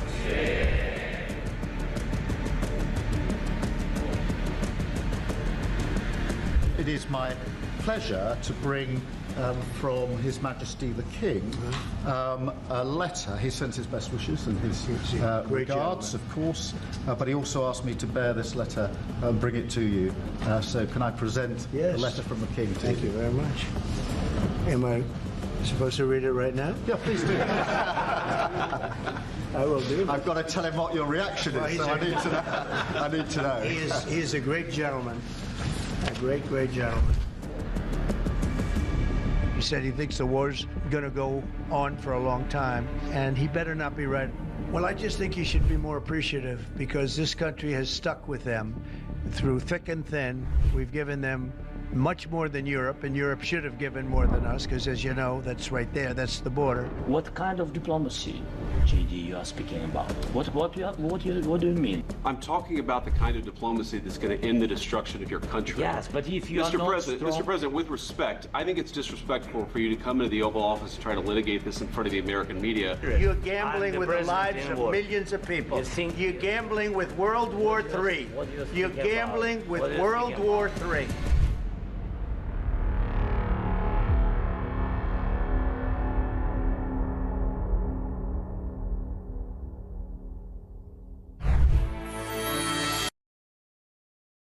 Across the UK, on DAB+, on your smart speaker, on your smart TV, and on your side. This is Talk.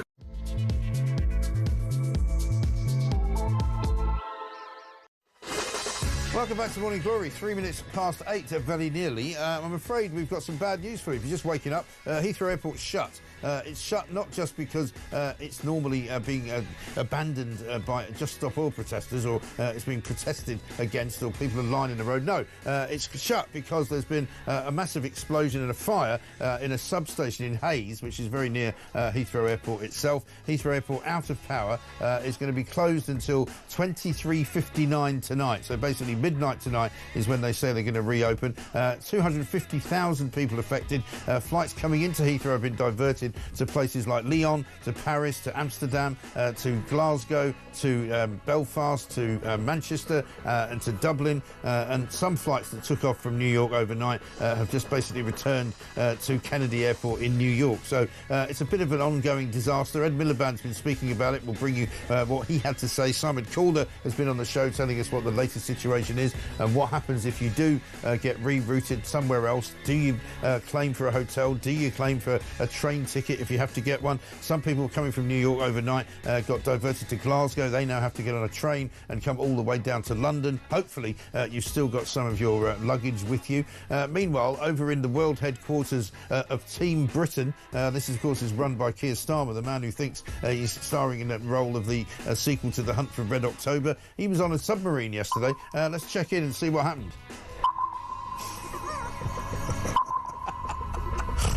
Is there anybody there? Dive, dive, dive! Rodney! Rodney! What are you doing? So we can sell that submarine to somebody. Anyway, he's been cosplaying around all day yesterday, pretending to be a military leader. He says we're now moving into a military phase of negotiations about Ukraine. Oh, really? You know, what you know about military affairs, mate, you can put on the back of a postage stamp and stick it where the sun don't shine. But anyway, meanwhile, there is some other news going on with massive problems with council tax going up by the average of £109. We'll take your calls on that. Also, of course, the bin men still on strike up in Birmingham. Birmingham. We've got a migrant staying here, migrant of the day story, staying here because somebody got confused about whether he was going back to Iran or Iraq. They couldn't work it out. The spring equinox brought something like a 21-degree heat wave yesterday. It's going to be lovely today as well. We'll talk about the happiness index. We'll talk about all sorts of things going on. 52% of people living in Britain now, by the way, how about this for a statistic, are now reliant on the state for their life. Basically, I'm not one of those 52%. You might be. 0344 499 1000 is the number. This is Morning Glory. Let's get it on. Gordon in Derby says this: I don't understand why Heathrow is shut. Why can't they use all the solar panels or the wind farms or tidal power to generate enough power so the planes can fly? What a very good point. And Steve says, morning, Mike. Things have been pretty slow since Rachel crashed the country, but recently I got a nice contract doing maintenance for substations in West London. Just heading into the office to see how the lads got on after their first night working near Heathrow. Have a nice weekend. Yeah, indeed. And Sean says, in Warwickshire, Ed Miliband must be spitting out his Weetabix with the smoke pollution at Heathrow. Well, funnily enough, he hasn't said much about the smoke pollution. Let's have a look at what he has said this morning about what's going on at the airport. I'm reticent to sort of jump to conclusions about what it says. As I understand it from the National Grid, there was a backup generator, but that was also affected by the fire, which gives a sense of how unusual and unprecedented it was. There is a third backup, a second backup, if you like, which they are seeking to use to restore power. So, you know, there are backup mechanisms in place, but given the scale of this fire, the backup mechanisms also seem to have been affected. But obviously, with any incident like this, we will want to understand why it happened and what, if any, lessons it has for our infrastructure. Now, I've got a couple of questions for Ed Miliband, but of course he wouldn't come on this show, so I can't ask him the questions. So I'll just ask them, generally speaking, to the wider audience. If you've got a backup generator, how is it affected by a fire in the main supply of electricity? Because surely if you have a backup generator, that backup generator is not sitting in the same area as the main generator, just in case it goes on fire. You complete plonker. Somebody's just sent me this, right? And this is about the Heathrow net zero goal on the ground. And here's what it says about standby power generation. Standby generators currently operate using diesel as they need an independent power source to maintain resilient operations. They are used predominantly as backup power for airfield ground lighting. We are investigating renewable-based alternatives that can still meet the stringent performance criteria for such a safety-critical airport asset. So what's the bet, in other words, that they've downgraded the backup generator to some kind of renewable crap that doesn't work, right? And they've fired it up and it's broken. And it doesn't work, so they haven't got any power. And that's why, once again, we look like the idiots of the world, because we can't actually run a bleeding airport, right? Meanwhile, Ed Miliband, right, this morning, he's so busy dealing with this massive crisis, which doesn't seem to bother him at all. He's probably very happy because nobody can fly anywhere. You know, 1,300 flights cancelled, 250,000 people told they can't go anywhere, right? He's managed to find time to do a little video about GB Energy. Great British Energy is your publicly owned energy company, and here's its first project, putting solar panels on the roofs of schools and hospitals in your community. That's what a publicly owned energy company can do for our country. Well, can you make them fire up Heathrow by any chance, matey? Because I'm afraid that's not very good. If you're wondering what's actually happened, let's check in with Simon Calder. He spoke to us a little bit earlier on this morning. He's, of course, the man in the travel business who knows everything.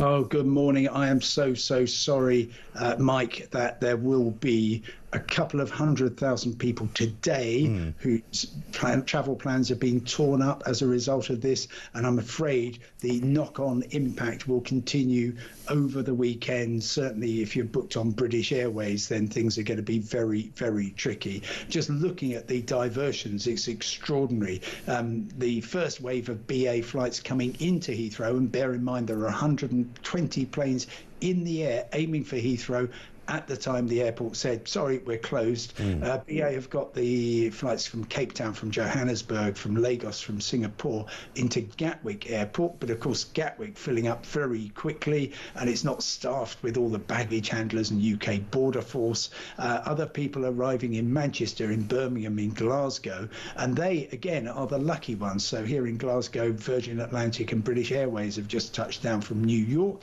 At least passengers will be able to get off those planes, join a very long queue because they weren't expecting so many people, and then head into town and catch a train to London. But I'm also seeing, the flight from Accra in Ghana, BA landed in Lyon, lovely part of southern France. Sorry for laughing. It's nowhere near Britain.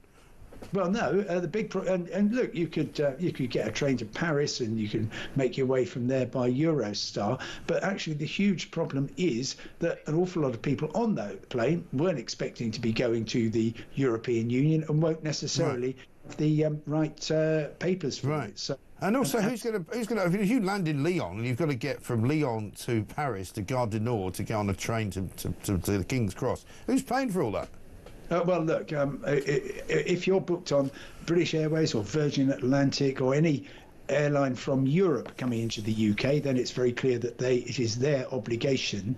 And also, if you're on one of those airlines and you're stuck for days, they have to pay for the hotel. But I'm afraid if you are in other circumstances, such as, for example, finding that you're booked on one of the Gulf airlines, Emirates or Qatar Airways, or indeed a North American airline, Air Canada, American Airlines, Delta, United. If you're overseas with one of those, then UK air passenger rights rules don't apply, and so you will be spending probably quite a lot of money, and you may well have to claim on your travel insurance. Yes. And what about baggage and all of that, luggage? Where does that all end up? Well, but people should be travelling with their bags, and that is actually going to be the least of their problems. I mean, the baggage systems will be completely overloaded here in Glasgow, in Manchester, and everywhere else, which is taking the strain of an airport which normally, just to give you some idea of the scale, normally Heathrow would be handling as many passengers on a typical day as Manchester, Stansted and Gatwick combined. Yes. So, and what's the number? What's that number? It's thousands, isn't it? Oh, sure. Well, I'm guessing on a Friday in late March, you're looking at 230, 40,000, maybe up to 250,000 people booked to travel. Yeah. 250,000 people, right? 1,300 flights, we believe, have been affected by this. Planes landing all over the place in Europe, nowhere near London. So if you're waiting for somebody to come into Heathrow, I'm afraid you'd be out of luck. By the way, we've just asked whether or not the Chief Executive of Heathrow Airport will come on to the show, and apparently he can't come on today because he's got too much going on. Really? Well, maybe you could explain exactly why it is that actually the backup plan didn't work. Complete disaster. Tony in Selby says, morning, Mike. No power in West London, but I bet the ULEZ cameras are still working. Probably. And also, if you own an EV around Heathrow today, you can say to your boss, I'm sorry I can't come into work today. I can't charge my car. I mean, that's the other thing, and that is the thing that we've talked about a lot, that if there is ever a blackout, because we've got too much power being generated by electricity companies around the country, and they've blackouts, brownouts, whatever, this is the future. This is what you'll be dealing with, right? And also got this from Steve, who says, Heathrow's due to reopen at midnight. The M25 is set to close for the whole weekend from 9 p.m. Brilliant. Fantastic. Unbelievable. Let's talk to Alan Tolhurst, Chief Reporter at Politics Home. Alan, very good morning to you. Good morning, Mike. This is a big story, I think, bigger than we know at the moment, because it seems to me that it's extraordinary that an airport the size of Heathrow, the hub literally of Western Europe in terms of its air transport, has gone out of business and is unable to operate because of a fire in a substation which is outside the general perimeter of the airport. And there's a clue, I think, in what's going on, where Ed Miliband says, oh yeah, the backup generators didn't work either. I mean, somebody has made a massive blunder here, haven't they? Yeah, it's really interesting. There are comments from like a Heathrow insider basically saying that they do have contingencies, but they take a long time to set up, which doesn't really strike me as being a very useful contingency. And I think maybe they should look up the definition of contingency. Right, and I think one of the things is that obviously this fire is so large that it's obviously knocked out power to the entire airport. And I think a lot of their contingencies, I was speaking to someone just earlier, I think a lot of their contingencies are probably based on losing power at one or more terminals, but not the entire airport. And I think that's what's causing the problem. But clearly, talk about them taking time to set up. The fact is they made a decision, 6 hours ago, to shut for the entire day. So clearly they knew that it was not going to be a short-term fix. They knew that it was going to take an awfully long time. So clearly, as you say, the definition of contingency is being very loosely used for something that you know is going to take something like 24 hours to get sorted. But also, what we do know as well about the infrastructure problems that this country has got, we saw it with the air traffic control system when that fell over a couple of years ago, that one of the reasons there was such a delay in fixing it was that the guy who was meant to fix it was working from home, and it took him something like 90 minutes to drive into the office to get to even start working on it. Yeah, we've had some strange ones. There was also, do you remember the drone that wasn't really a drone? Oh yes, that's right. Nobody ever saw it, right? They just they thought there was a drone, but they weren't sure, so they shut the airport. Right, for like 2 days around Christmas. Yeah, that was a strange one. Yeah, so clearly there needs to be perhaps some rethinking on this kind of stuff. And I imagine this is going to kickstart a big conversation about those contingency plans for, as you say, not just for the effect that something like this has on an airport, but as you say, as on the rest of the grid and what that's going to have as we move towards kind of relying more on electricity as opposed to other. Well, I mean, it's also, that's another thing that it sort of points to. And it's funny that Ed Miliband is the government minister that seems to be out and about this morning doing the morning round and having to answer questions about this because one, at the same time as saying that, it's an unprecedented event, he's also saying that the backup generator somehow didn't work because that was affected as well by it, which means that it's not a very good backup generator. But at the same time, he's talking about the first big move by GB Energy to actually do something, which is put a load of solar panels in schools. It's not very clear where those solar panels are coming from, not that clear how much money they're going to spend on it, and not much information really on which schools are going to be in receipt of it.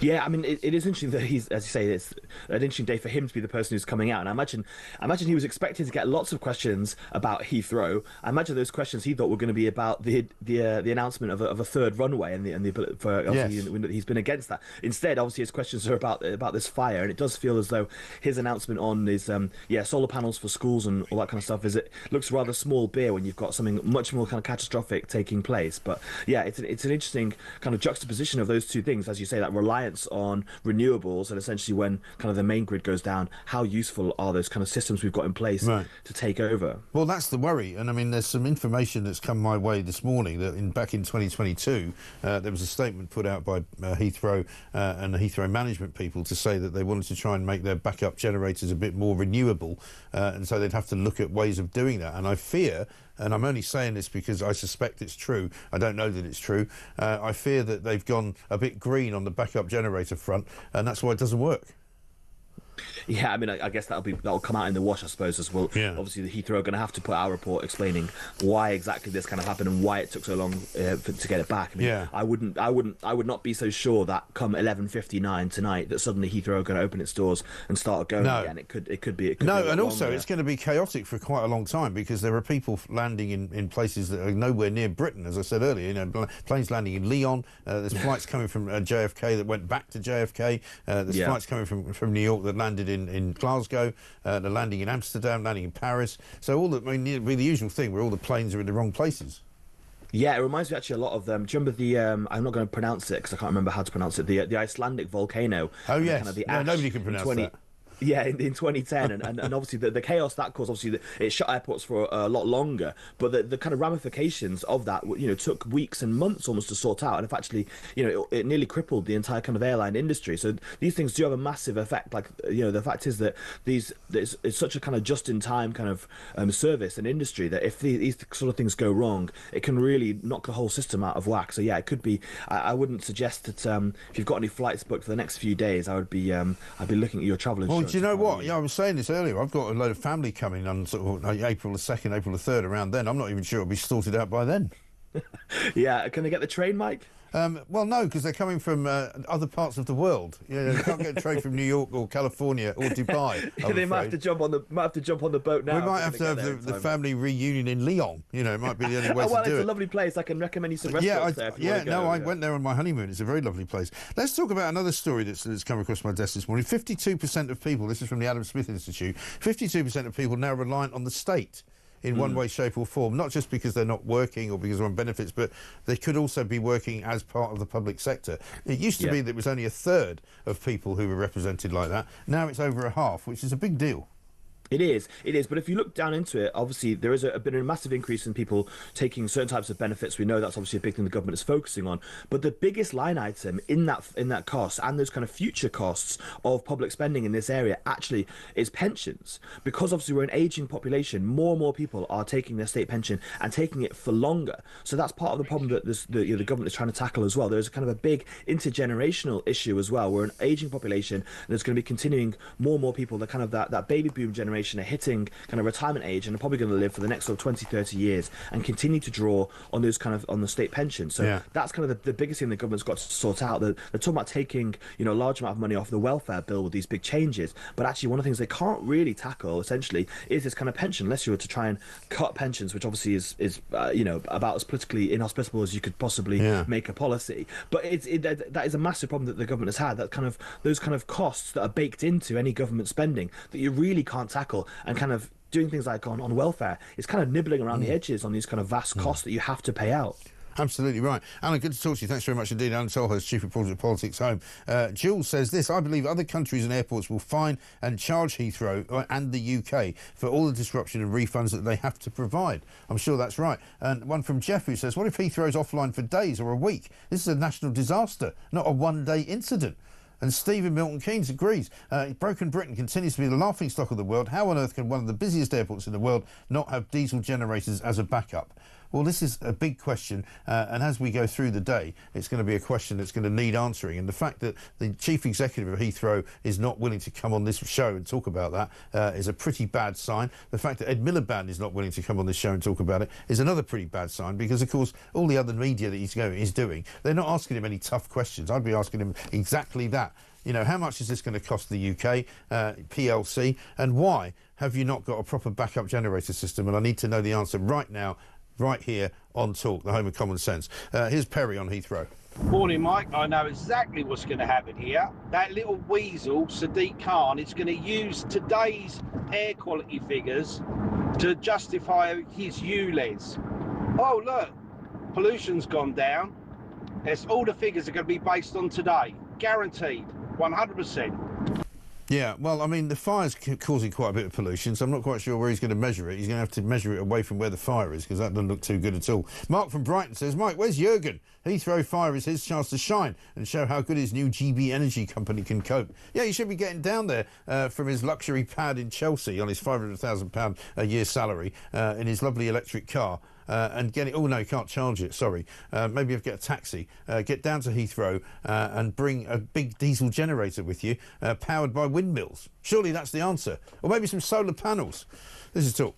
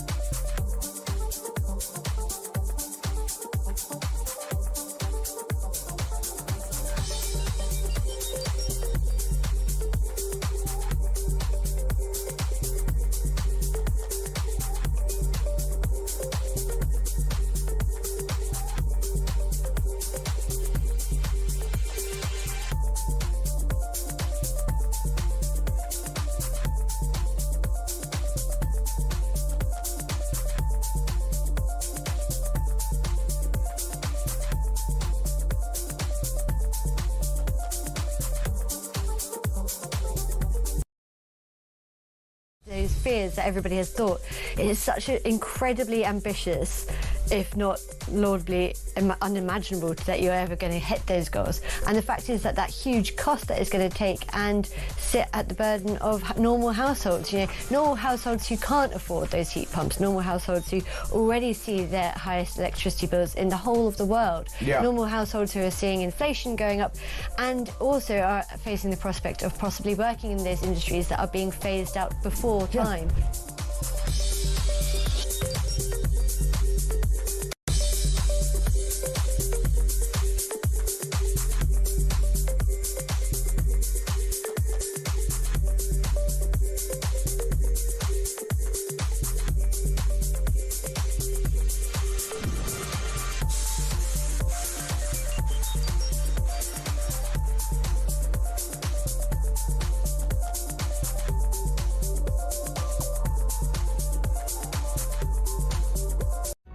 Across the UK, on DAB+, on your smart speaker, on your smart TV, and on your side. This is Talk. Welcome back to Morning Glory, 8:26. I'm Mike Graham with you all the way through until 10 o'clock, of course. We've had 5 amazing shows we're in the midst of the 5th one this week. It's been quite incredible. Lots and lots of you getting involved, taking part, sending us voice notes, sending us messages, and calling us, of course, as well. We've got gaffs galore as well to show you, because it is a Friday, and we do like to try and keep your spirits up, even if you are having to cancel your holiday today because you can't get out of Heathrow Airport. This is Jeremy Carr.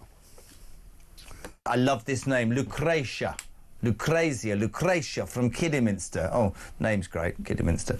I mean, if she sort of said Lucretia from Milan. No, Lucretia from Kidderminster. All right, Lucretia. Nice to have you on, Drab. My first job was as a pork packer, at a slaughterhouse. Back to your Navy quit. Oh, gee. Gone. I've literally gone. Lucretia from Kidderminster. Her first job was, what is a pork? I don't know. I'd love you to elaborate, though, what you think it is. It's a slaughterhouse. 65 what porks? For 65 pork pack, what? £65 a week in a bad back. Lucretia. £65 a week in a bad back. There we go. Jeremy Cole back on Monday, of course. Andy from Notts says a nuclear-powered submarine could put out enough wattage to power a large part of Heathrow. Can't Keith Starling bring his new toy up the Thames and with a very long extension cable plug it in? Have you got the noise? Can we have it? You know, old Keith. There we go. What's he doing? Let's get a voice note from Kevin. Morning, Mike. Kevin from Hexham. Just pointing out that, you know, if your planes get diverted and you land into France, not to worry, because there is a very reliable boat service running across the Channel by the hour, as I understand. Yeah, particularly in a nice day like today. I mean, there'll be a few hundred will have come yesterday, a few hundred more today. You know, can easily get a jumbo jet full of people onto probably about 4 of the dinghies. They take about, 50 or 60 people each now, don't they? So yeah, just rock up in a coach and away you go. Just ask for the Turkish bloke at the end of the beach. He'll sort you out. What are we doing now? Oh, Andrew Montford's here, Director of Net Zero Watch. Andrew, very good morning to you.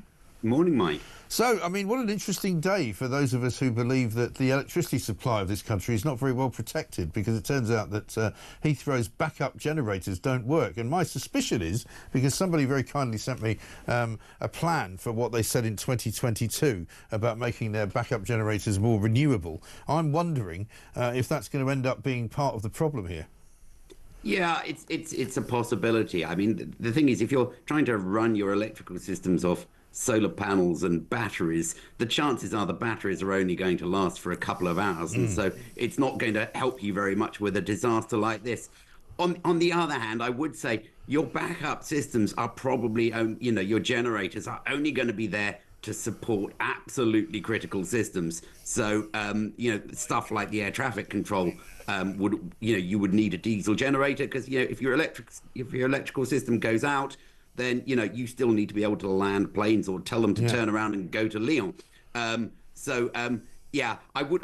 don't think backup systems would actually have kept Heathrow running. I think they would still have had to close it down, but the backup systems are there to prevent an absolute disaster, a crash or something. So, yeah, I think it all remains to be seen as to whether, just how far renewables are playing a part in this. My guess is actually probably not very much at all. But it's kind of symptomatic, isn't it, of the UK at the moment, that the infrastructure is falling apart, and that is, there you can blame renewables and net zero, and because that, we and that don't. is a concern. Say again? I said that is a concern because absolutely. We're just looking at some pictures of the smouldering aftermath of the fire, which they now say is under control. But I mean, again, even just on the basis of security and national security, it seems to me a bit odd that the main generator or the main electricity source for Heathrow Airport is not contained within the perimeter of Heathrow Airport. Yeah, and that there is not a secondary generator, a secondary substation, I should say, on the other side of the airport, or something, so that they can route electricity in a different way. Right. That seems to me a bit of an oversight, because Heathrow is so critical. Right. I find it very strange that they don't have completely fail-safe systems here. But well, this is it. I mean, Ed Miliband was appearing on another station, he won't come on ours, to say that basically the backup generator failed as a result as well, which suggests, anyway, to me, I don't know if, again, I'm jumping to conclusions here, but it suggests that it was a bit too near the other one. Absolutely. I mean, that doesn't sound right at all, does it? You would expect the backup generator to be on a completely different site, and it may be that there are backup generators, within the perimeter of Heathrow to do these kind of things. But there's something doesn't quite stack up there. Yeah. We'll have to. No, I mean, I've been sent this from a statement made by Heathrow talking about what they were doing for their net zero goals, effectively. This was back in 2022 on their buildings and infrastructure. And it says this: standby generators currently operate using diesel as they need an independent power source to maintain resilient operations. They are used predominantly as backup power for airfield ground lighting, and we are investigating renewable-based alternatives that can still meet the stringent performance criteria for such a safety-critical airport asset. I mean, that sounds to me like they're looking at ways of funding a sort of renewable energy-driven backup system. Yeah, that's right. They're talking about the landing lights. Well, if you had a huge battery, then yes, you could probably power your landing lights off that. But for how long? Yeah. In the circumstances we're looking at now, where the substation could be out for a week or more, who knows? Your batteries aren't going to help you with that. Again, you get into this thing where it's only for the critical few moments. You might then be able to land the aeroplanes that were sort of in the air at the time, but you would still have to close the airport. I think renewables. It's one of these things. People do it for virtue signalling purposes, and we can get on. We can get on to Mr. Miliband and his school. Well, he's program. taken to hiring models, hasn't he, now, to try and sell us heat pumps. Daisy Lowe has been paid an undisclosed sum of money to do a rather stupid-looking advert for putting heat pumps in your house. Yeah, I mean, at a time when the country is apparently desperately short of money, and we're having to cut things like heating allowances for the poor, to be blowing money on promotions for heat pumps, sending money to a model to promote it. I mean, that's pretty obscene, actually, isn't it? Really? It's nonsensical, and it's also really lame. He's tried to make some kind of play on a Jane Austen novel, which is so typically sort of Ed Miliband, middle class, like this is going to appeal to anybody who's not some kind of university-educated chump. Yeah, and of course the thing to remember is heat pumps will put your bills up. Yeah. So, here we are blowing money to make the country poorer. I mean, this is just so ridiculous. Yeah. I mean, we've said this before, haven't we, Mike? That Miliband is pretty mad, and this is just another symptom of it. Absolutely right, Andrew. Listen, we've got to run because there's so much going on this morning. Thank you so much for talking to us, Andrew Montford, director of Net Zero Watch. How about this from Phil? He says, Mike, in Coventry, these environmentally friendly solar panels that are going to be fitted on schools, are they all made in and shipped from China? And Simon says, Mike, I've just seen one of our neighbours packing his suitcases into the car. I didn't have the heart to tell him. Maybe he's going from Gatwick. Let's get a voice note from Ledge. Morning, Mike. Another morning, another disaster from another British company. But what I don't understand is, if there's no planes coming to Heathrow, why didn't they just relocate all the passport control and all the baggage handlers to Gatwick to get planes through quicker? Anyway, great show as always, Mike. Well, I'm assuming it's a matter of capacity, and we'll ask Lisa Minnow about that because she's coming up next from The Sun. How about this one from Marco? It would probably be a good idea not to connect a backup generator to the main generator, which is at risk of bursting into flames, he says. I mean, I'm no fire regulation officer, but surely that would be a good idea. I mean, I don't know what's going wrong in this country. Basically, everything's going wrong. I haven't even blamed Keir Starmer for this, by the way, although he is ultimately responsible. But I'm certainly going to blame the idiocy of middle management in this country and the idiocy of organisations like Heathrow Airport to try and go green, because I'm sure this has got something to do with that. Bound to. It's bound to have something to do with the green net zero nutters. Bound to. This is Talk.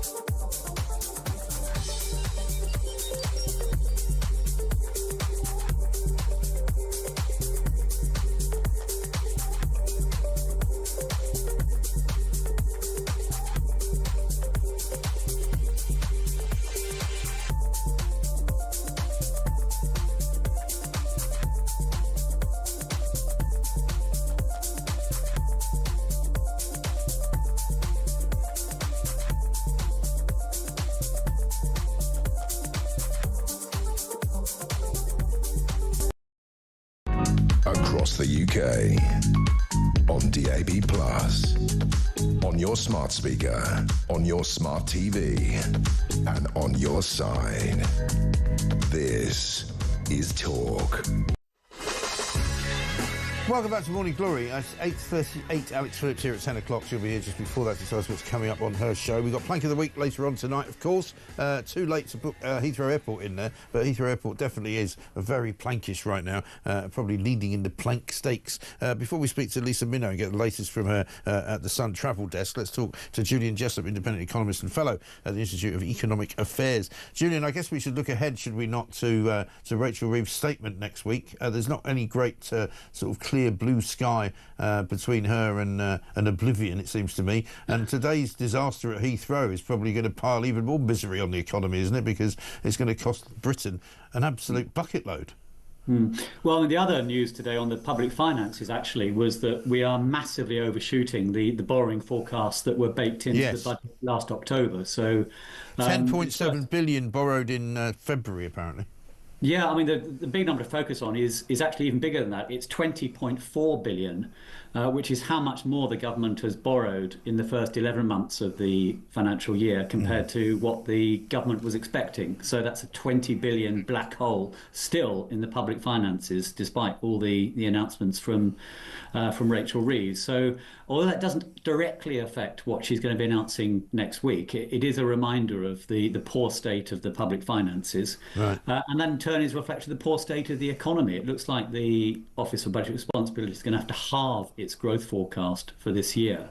We may even get weaker growth this year than we had last year. Yeah. And that, if you're talking about fixing the foundations, then something's clearly gone very badly Well, wrong. quite right. The foundations appear to have disappeared into a ball of sort of a puff of smoke.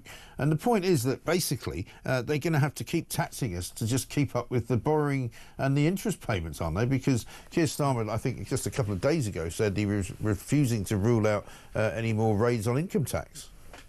Well, I mean, that's the mindset that they're in. We're trapped in this doom loop where the Treasury's only response to poor numbers on the public finances is essentially to raise taxes. Yeah. They obviously are promising to cut spending, but the announcements we've had over the last few weeks are just a drop in the ocean. There might be a few things that they can do elsewhere in the budget, but I think it's inevitable we will get further tax increases, both announced next week, but probably also in another budget in the autumn. Yeah, absolutely right. And I mean, in terms of the other levers that they can pull, I mean, there really aren't any. And most of the things that they wanted to raise money from, you know, there may well be a bit of a bump up in national insurance coming in because big companies will continue to pay it. But there are a lot of smaller companies that are refusing to do it. And many of them, I know of one big car company that employs 5,000 drivers in London who are basically putting them all on zero-hour contracts to get out of paying any national insurance on them at all. And other, you know, smaller companies, some of them just closing down, going out of business. And so the receipts will not be what they think they will be, I think. Well, I think it's one of the big worries for this year. I mean, so far, the official data suggests that the labour market is holding up reasonably well. So unemployment is flat at a low level. Employment appears to be stable. But all the forward-looking surveys and all the anecdotal evidence that people like you and others are listening to suggest that the labour market is about to take a tumble, particularly once the increases in business costs actually kick in April. There are still maybe a few things to hope for in the second half of the year. It might be that, you know, once April is out of the way, then, you know, business confidence could recover, consumer confidence could recover. But I think the risks to growth this year are clearly on the downside, and nothing the government is doing in terms of raising taxes or increasing business costs or actually adding to regulations rather than removing them is doing any positive news. Yeah, absolutely right. Julian, good to talk to you. Thanks very much indeed. We've got to run. We're a bit snowed under with news this morning, thanks to what's been going on over at Heathrow there. So we're going to talk to now Lisa Minnow, travel editor at The Sun. Heathrow just put out a new statement saying we expect significant disruption over the coming days and passengers should not travel to the airport under any circumstances until the airport reopens. At the current situation, they're due to reopen at 23:59 tonight, i.e. midnight.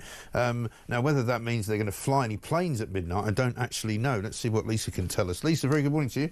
Morning. This is a massive, massive disaster, isn't it? I mean, you know, we started the show this morning just reporting on a fire that had knocked out some electricity. But, I mean, this is clearly going to go on for quite a long time. It is going to go on for many days to come. We've got 291,000 passengers that were due to either fly into or out of Heathrow today that will no longer be doing so. Getting them to their destination is going to be a significant challenge. It's the busiest day of the week at the busiest airport in the UK. So it's the busiest airport in the world, isn't it? One of them. It was once at one point. Unfortunately, we're no longer the biggest in the world, but we are a significant airport and, of course, a big hub airport with a lot of flights, connecting flights going through it. So this is going to be absolute chaos, particularly for British Airways. They have 51% of the flights that are going in and out of Heathrow. After that, it would be Virgin Atlantic and Lufthansa, the next biggest impacted. But I think if you look at it in terms of, you know, previous kind of problems we've had, so the Icelandic ash cloud and also a massive snowstorm in 2010, that impacted hundreds of thousands of people because the flights were cancelled for days afterwards. You've got planes in the wrong places, you've got got crew in the wrong places.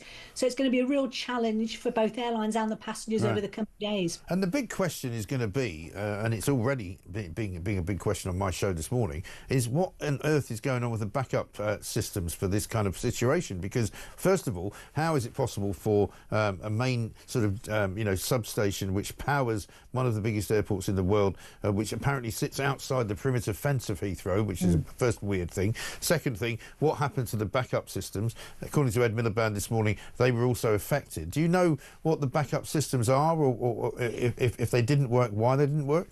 Well, the backup generator was impacted by the fire as well, which is, again, something that I think there's going to be many questions asked over the coming days as to how just not only the substation itself, but the backup generator was also impacted. Right. So that suggests that the backup generator is in the same place as the main source of power, which is insane, isn't it? It would seem to be. I mean, I think there's going to be many questions asked over the coming days as to how this is going to be allowed to have taken place. But you have to remember, this is creaking infrastructure at the best of times. This is an airport that has been there for many years, but has just been added to piece by bit piece. It's creaking at the sort of the seams in terms of just the sheer number of flights going in and out. That's why we've had all of the discussion about the third runway at Heathrow over the last couple of months. So anything like this, the slightest thing will cause chaos. There's very little resilience in the system at all. So definitely something needs to be looked at to make sure it's not. But of course, I mean, I was talking to somebody just the other day about the expansion of the runway and what was going to need to be done from the building sense. They're talking about rerouting the M25, and one of the reasons given for why they want more people into Heathrow apparently is that it's such a profitable airport. It's the most profitable airport, I'm told, in terms of what people spend when they're there. In terms of the shopping is great. The duty free stuff is amazing. And so they want the commercial aspect of that to be kind of expanded. So if they've been making that kind of money, serious money, Heathrow Airport, surely they should be spending it, as we always say, to water companies and to electricity companies, all the rest of it, on their infrastructure. Very much so, and I think you will find that airlines will agree with you in that they have some of the highest charges, Heathrow, in terms of what they charge passengers to use the airport, and the airlines are saying exactly the same as you this week alone, saying, look, where is the significant investment into the infrastructure? They're not happy with the way that the airport runs at the moment. They think that it could be run much better. So this is going to be another big thing for Heathrow to have to answer questions, because airlines were already frustrated before this happened by the infrastructure at the airport. And this will cost Heathrow a bunch of money, won't it? Because other airlines that can't land there, who've had to compensate their passengers, will come after Heathrow for the money. I mean, it's a real, I don't want to say the word, but it starts with S and ends with storm. You know what I mean? Yeah, I mean, and actually it's the airlines I feel sorriest for, because they're the ones having to deal with this right now. They have a duty of care to all of their passengers. So this is going to cost them significant amounts of money. They're going to have hotel rooms for passengers, other flights for passengers, food, drink alone. This is going to cost airlines a huge amount of money, and it's not their fault. No, right. I mean, I was talking to Steve Denyer this morning from Virgin Radio. He was due to fly out to Thailand today, and he said he booked it all on lastminute.com. He can't get hold of anybody. He obviously isn't going to be flying to Thailand today, to Bangkok. He obviously isn't going to be able to get in touch with the hotel, he doesn't think. And people like that just don't know what they're supposed to do. I mean, what are they supposed to do? If you're in that situation and you were supposed to be flying out for a holiday today from Heathrow, what can you do? Because you can't get through to the airline. Right, it very much depends how you've booked your trip. So if you've booked with a tour operator under the ABTA and ATOL rules, they are going to be the ones that you're going to go to. So that's the likes of maybe, say, TUI or someone like that. You go to them if it's a package holiday. Right. If you booked a flight only, you're going to have to speak to your airline. Now, there is no compensation due, but they have a duty of care to you. So they should be getting you to your destination as quickly as possible. That's the issue right now. We've got 291,000 people who are not where they need to be. And you can't magic seats out of nowhere, because flights are going to be fairly busy at this time of year anyway. So I think it's going to be a real challenge. They should be providing you with overnight accommodation, food and drink. If they don't, you can buy that yourself, but make sure you keep all your receipts and make sure it's commensurate to what you're actually doing. So no five-star hotels and champagne breakfasts. Right. It's got to be reasonable expenses.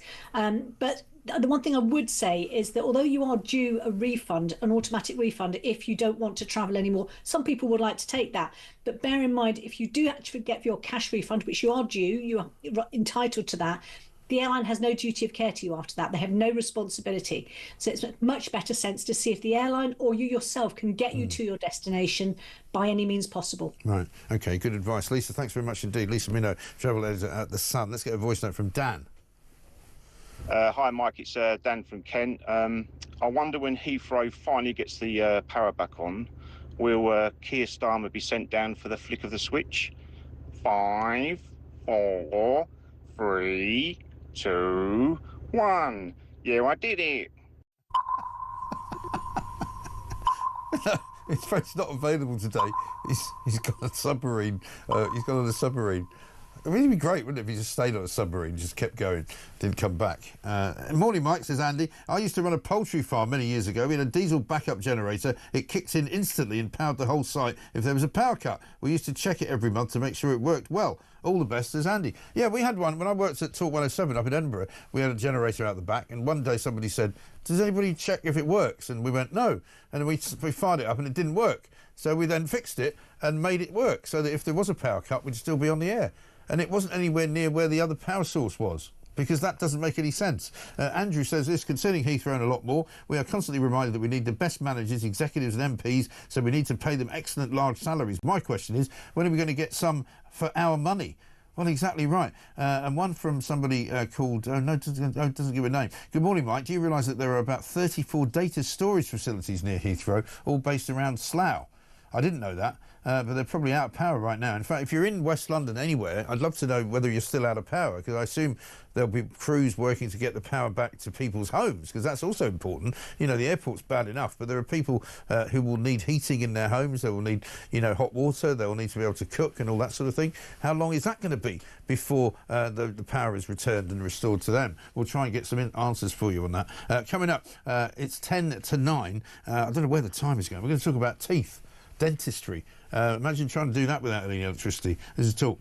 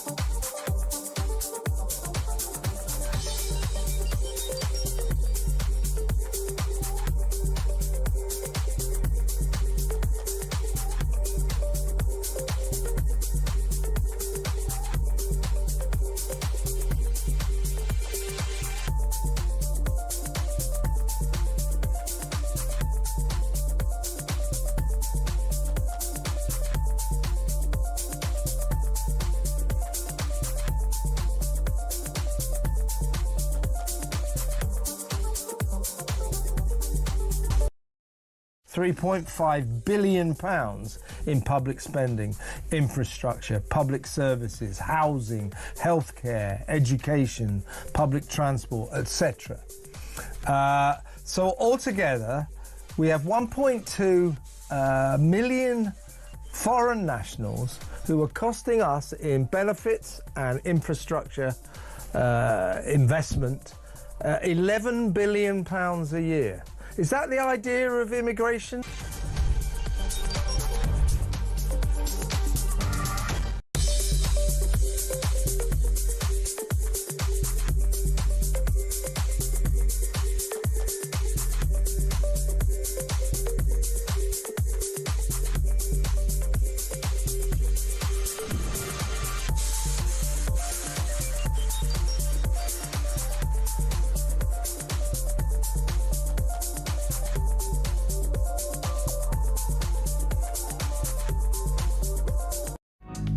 across the UK.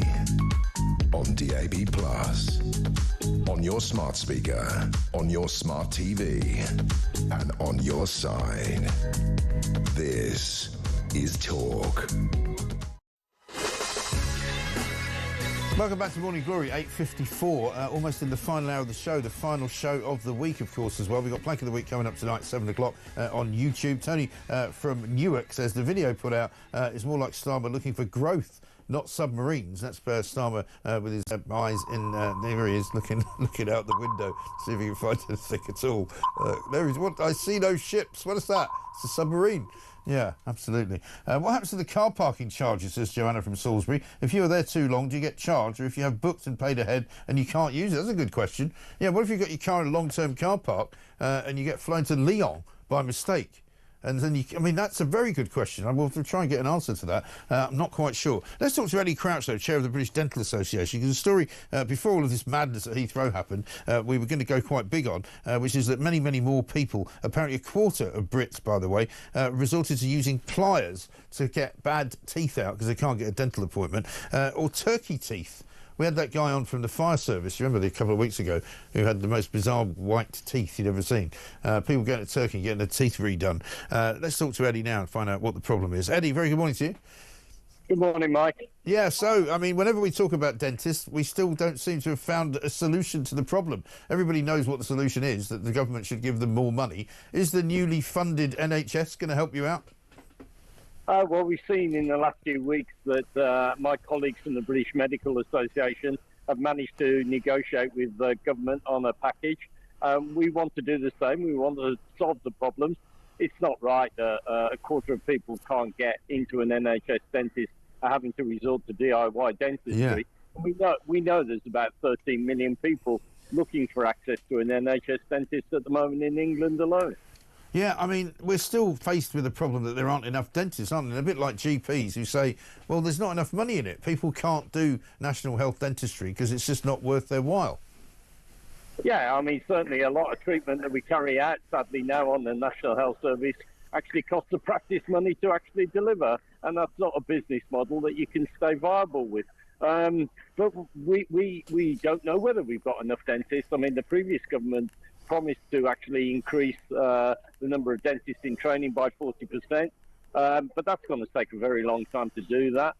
Every time a dentist leaves the NHS, they probably see half the number of patients that they used to see on the NHS. So we would need 2 dentists for every one leaving. Yes. And, I mean, how soon do you think it will be before people can say with some assuredness that, you know, oh, I'm all right, I'll be able to go and see my dentist next week, I'll be able to make an appointment and I'll be able to get my situation sorted out? How soon before everybody can say that?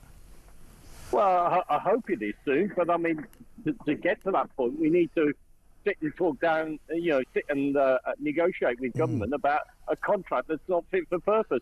I met Wes Streeting on his first day in office. I was very optimistic about that, but we're now quite a way into the new government, and we still haven't made progress on that. We need to make progress urgently. Yeah, of course. And they keep saying things like, well, we've only been in 8 months, and you go, well, that's quite a long time, actually. You know, Rome may not have been built in a day, but it could have been built in 8 months. Yeah. Well, I've only got four and a bit years left to fix it. Let's hope it doesn't take that long. Yeah. But, we're very keen. I mean, there's 700,000 extra urgent and emergency appointments that hopefully are going to come from the 1st of April. It's going to make a small inroad into these numbers, but it's not going to solve the problem.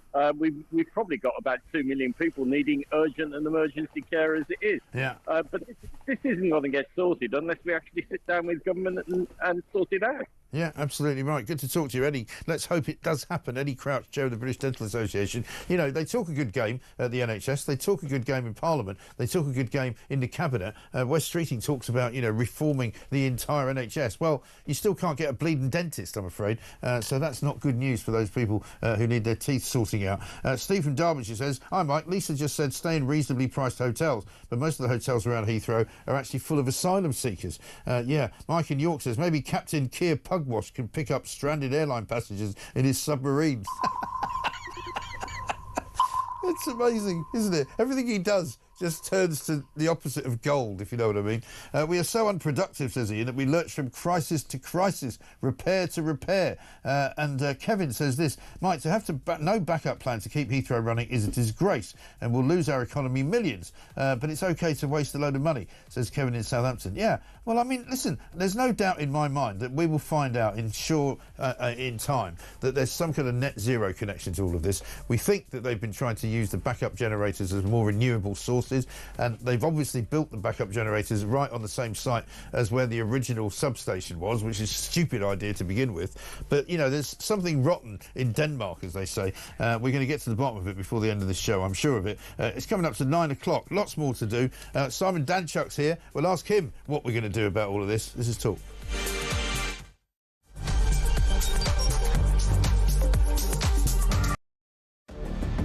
I can announce this government will begin the biggest sustained increase in defence spending since the end of the Cold War. We will deliver our commitment to spend 2.5% of GDP on defence, but we will bring it forward so we reach that level in 2027. The answer from European capitals has been as resounding as it is clear. We are in an era of rearmament to respond to the short-term urgency to act and to support Ukraine, but also to address the long-term need to take on more responsibility for our own European security. On Saturday, we also agreed a new £2.2 billion loan for Ukraine, backed not by the British taxpayer, but by the profits from frozen Russian assets.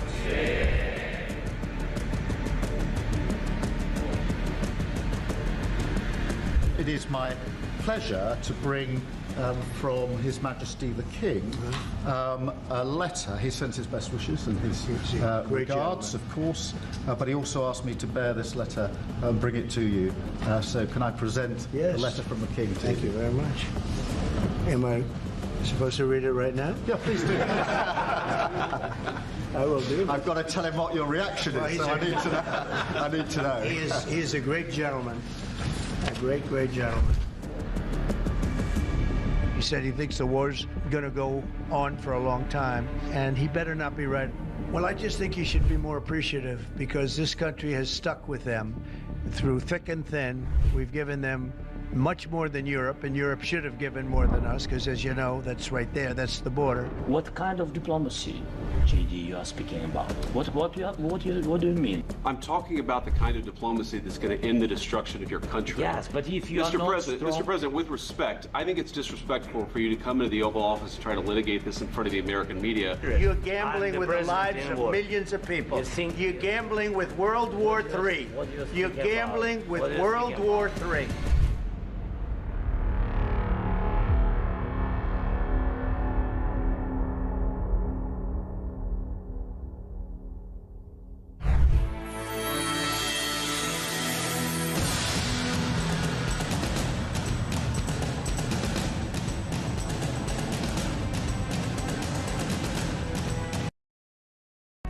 Across the UK, on DAB+, on your smart speaker, on your smart TV, and on your side. This is Talk.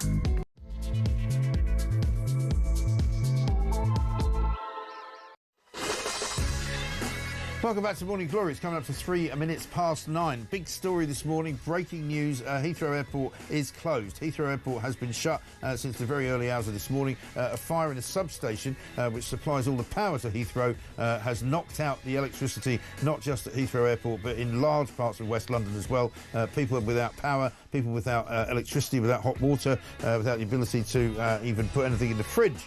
With the hopes that it doesn't go off. We were told that Heathrow say that the significant disruption over the coming days will be the result. Passengers should not travel to the airport under any circumstances until the airport reopens. The plans at the moment are to reopen it at 23:59 this evening. That would be just before midnight. 1 minute to midnight is when they're going to reopen. But there's no information yet as to whether or not, when they do reopen it, there will be any planes flying. So we don't know when the first plane will take off. Lots of people have been displaced. 250,000 people who are supposed to be coming in or out of Heathrow today are affected. There's 1,300 flights affected. People have been diverted to places like Lyon, to Paris, to Amsterdam, to Glasgow, to Manchester, to Dublin. I mean, it's absolute carnage out there, ladies and gentlemen. If you're stuck in it and if you're part of it, we would love to hear from you. Let's get a voice note from Dean. Morning, Mike. Great show as always. I've just seen Ed Miliband and Jurgen at the front of a lorry with 14 windmills on the back heading for Heathrow. Don't worry, GB Energy is on the way. They're going to fix this, no problem.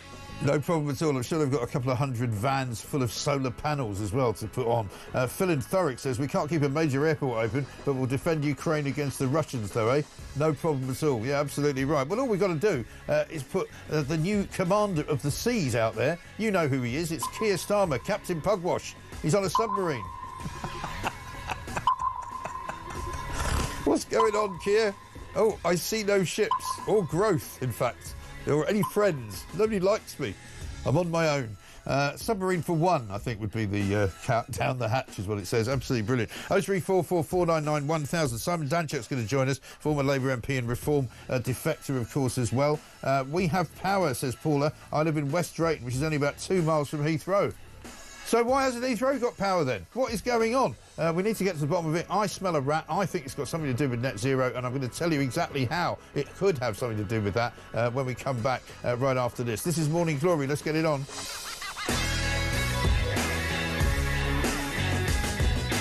Now, as luck would have it this morning, the one particular government minister that was out and about talking to the media was, of course, Ed Miliband, the Minister for Climate Change. Check it out.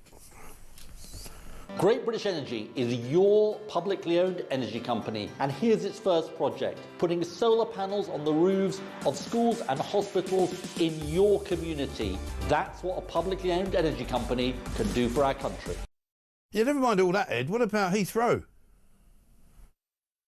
I'm reticent to sort of jump to conclusions about what it says. As I understand it from the National Grid, there was a backup generator, but that was also affected by the fire, which gives a sense of how unusual and unprecedented it was.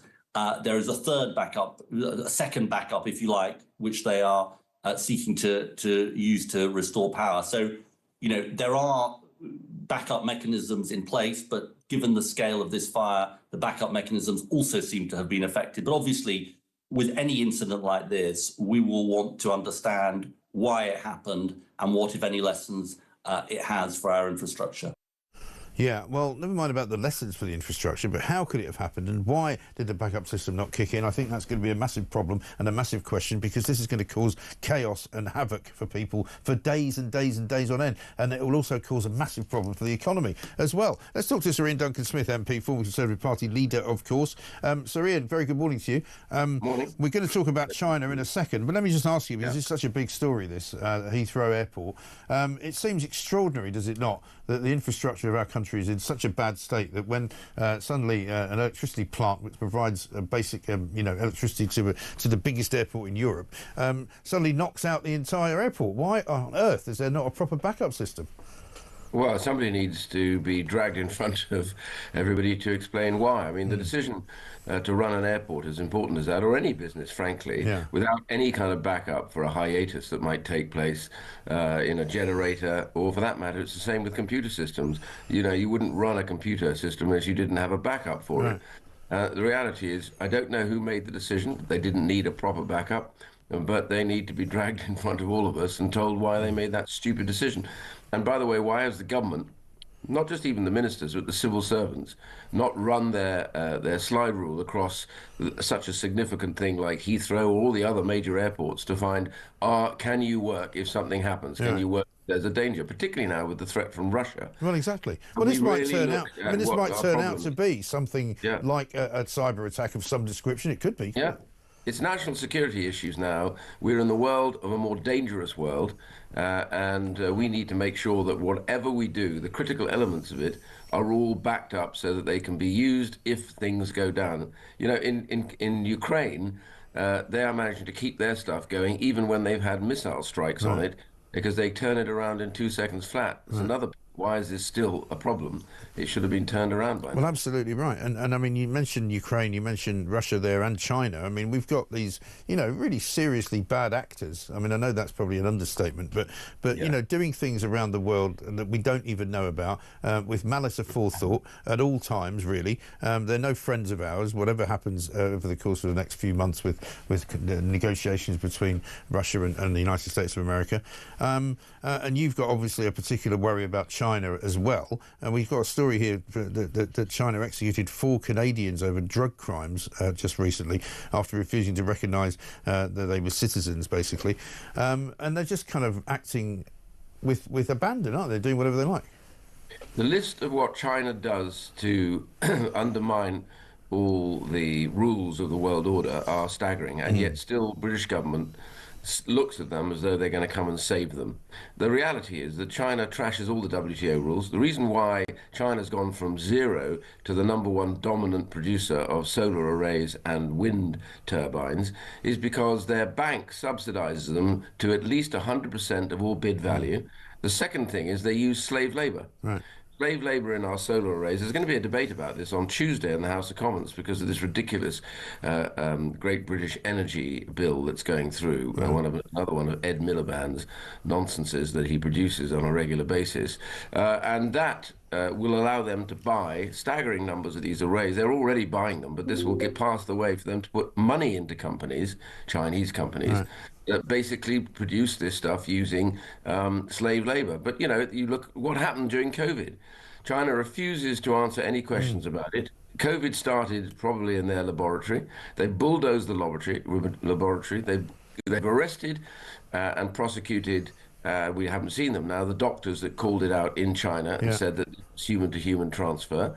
They didn't tell anybody. The WHO, which is in the palm of their hand, failed to ask them the critical questions. Millions upon millions have died as a result of China's actions. Not one peep. If this had been any other country, imagine if Britain had been responsible for that. We'd have been hammered by everybody with lawsuits going in all directions, yet nobody wants to call them out. Nobody wants to call them out. Now, the real problem here is China is a threat. They are a threat to the way we live our lives. They're the threat to the rule of law. They are the threat physically to us. They are a totalitarian state that says regularly they want the rest of the world to be like them. Democracy should be ended. Now, meanwhile, what have we got? Ed Miliband, the Chancellor, the Foreign Secretary, the Prime Minister on bended knee to China at the moment, trying to pretend as though they're going to come and save us with investments. All this stuff about net zero. If you look what Ed Miliband's going over to, the country that burns fossil fuels to make the solar arrays. You couldn't make this up, really, could you? They build power plants, coal, oil, gas power plants, about every 2 weeks, and they make everything mostly using those. Dirty fuel, filling the atmosphere. Meanwhile, we go, we're just about 1% of emissions in the world. We must be clean. So what we'll do is stop producing stuff over here, and we'll go and get China to do it. So we don't have to, we don't have to tell everybody that we're dirty because we use dirty coal. It's unbelievable, isn't it? And also, we've got sort of, again, national security interest, I would have thought, and certainly that's been talked about by people from MI6 in the past, that, we shouldn't be relying so heavily on China to make the hardware, as it were, for these wind farms and these solar panels, because it effectively gives them control over our energy. Because, I mean, I know it might sound a bit sort of James Bondian, but, they could just switch it all off, couldn't they? Yeah, that's called the Internet of Things. Yeah. These are the tiny devices that China regularly plants in their equipment. So the more we buy from them, the greater the risk that China one day disagrees with us and can just shut us down. Right. Now, this is not a scare story. This is a reality. They were discovered in cars in Downing Street. The Prime Minister's car was discovered an Internet of Things device that actually was tracking where they were going. Wow. They've not publicly said that, but I know that, definitely, that's happened. It's in everything that they do. This is an organization that has one purpose, the Chinese government. It is to become the dominant power in the world to supplant the United States. And all I can say right now is if you don't think that is a threat to us, then you must be living in cloud cuckoo land. Exactly. I'm sanctioned by the Chinese government, by the way. Yes, Why? I know. because I raised the issue of their genocide in Xinjiang. They are getting rid of an ethnic group in Xinjiang. The men are in slave labor. The children are in re-education camps. When did you last hear about that? Oh, that would be Nazi Germany, who were terrible, weren't they? Well, China is even worse. You know, they kill millions. They execute more people than anybody else. They forcibly withdraw organs from people to sell on the global market. I mean, I can list this stuff, and they attack us regularly. And they've supported Russia from start to finish in their invasion of Ukraine. They got North Korea to help Russia. And now Russia has given to North Korea, can you believe it, the technology to launch subsea ballistic missiles, which they never had. Now there'll be a huge threat in the Pacific to America and everybody else. I mean, really? And we're going on bended knee to beg them their indulgence to give us these damn arrays made by slave labor and subsidized to beat every other business in the Western world. Goodness gracious. It is absolutely extraordinary, isn't it, that it's going on. And I mean, I think more, you mentioned before, the cabinet members that have been to China. I think there's more cabinet members that have been to China than any other country since they've been in power since July. Yeah, and they've gone on bended knee too, which makes it a kind of painful journey for them the whole way. What they call in China kowtow, where you bend down, kiss the floor because you're dealing with your master. Even when they had a meeting in Rio de Janeiro, it's really interesting this. I'm fighting this ludicrous super embassy for the Chinese, which the government wants to grant them, right opposite Tower of London.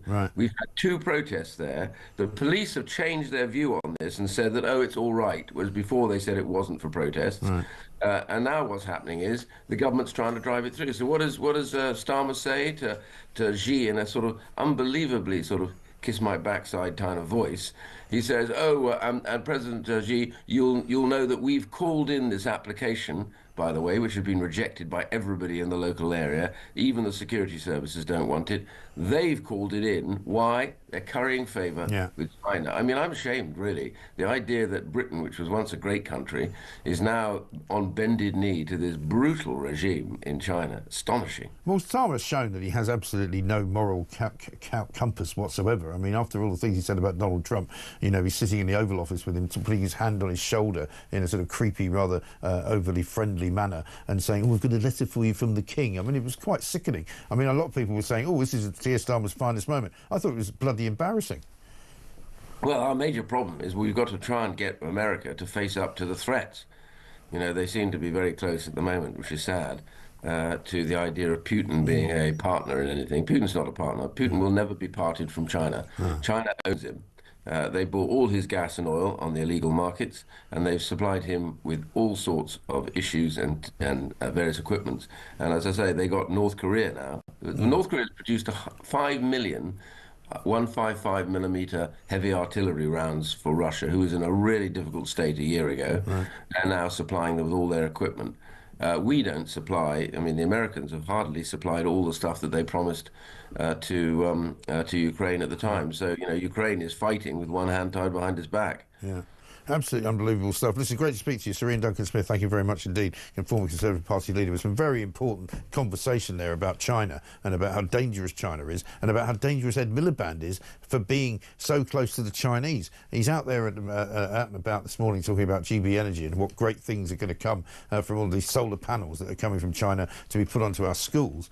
Well, really? Is that really the best that he can do? I've got this from somebody who doesn't give a name. Heathrow Airport shows yet another window into the poor state our infrastructure in the UK is. Working in the water industry for 30 plus years, I know independent second grid power feeds should be instant. By the way, no one's talking about the economic impact as hundreds of millions are lost due to the cargo and trade business. That's a very good point, because an awful lot of cargo goes through Heathrow. So where's all that going to go? Here's one from Thomas, who said in Milton Keynes, good morning, Mike. As far as Heathrow is concerned, all the passengers, are they going to get airport charges back from their airlines? Then the airlines sue London Heathrow, then London Heathrow sue the actual supplier for compensation, and round it goes.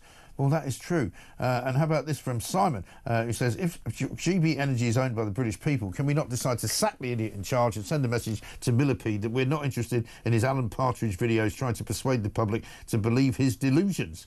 Simon's in Llandudno, fine part of the world. Let's get a voice note from David. Morning, Mike. Great show. Weird day. So the only way to get to London from Paris today is to go from Paris to Calais, get on a dinghy, picked up by the lifeboat in the middle of the channel, get dropped off at Dover, get Border Force to give you a coach or get on a coach to London, get off at the Crowne Plaza, pick up your free room, and there you are in London. Absolutely superb. Bit longer than anticipated, but there you go. Easy. David in the Cotswolds. Have a great day. David in the Cotswolds, absolutely right. And of course, you can go out in the evening as well once you've settled yourself in the hotel room, which you got for free from the Border Force, because there's hardly anybody in London. Because I've got this from Betty, who says, I fly 4 or 5 times a month. I never go near any English airport on a Friday. Since COVID, it's always late. They're always late. Problems or cancellations, and you end up abandoned. Friday is no longer a day of work in the UK. I think that's right. I mean, Fridays are so quiet. I've said this before. When I leave this building and I go downstairs and get on the tube, normally there's quite a lot of people coming up the other way. On a Friday, there's nobody. Literally no one on the escalators. No sign of life whatsoever. We don't like working on Fridays, and probably because the weather's quite nice, they'll all be out. And of course, predictably, as I said they would be yesterday, everyone was out, you know, with their shorts on, you know, tops off, taps off, as they say in Glasgow, just because it was about 20 degrees. Unbelievable stuff. It's 19 minutes past 9. Heathrow Airport has shut down. It's not reopening until at least midnight tonight.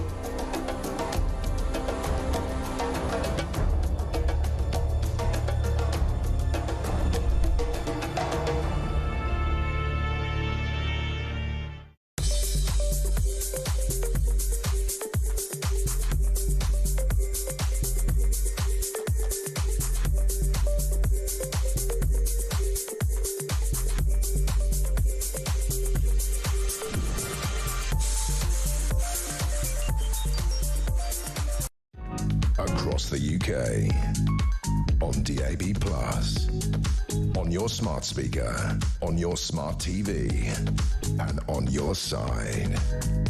This is Talk.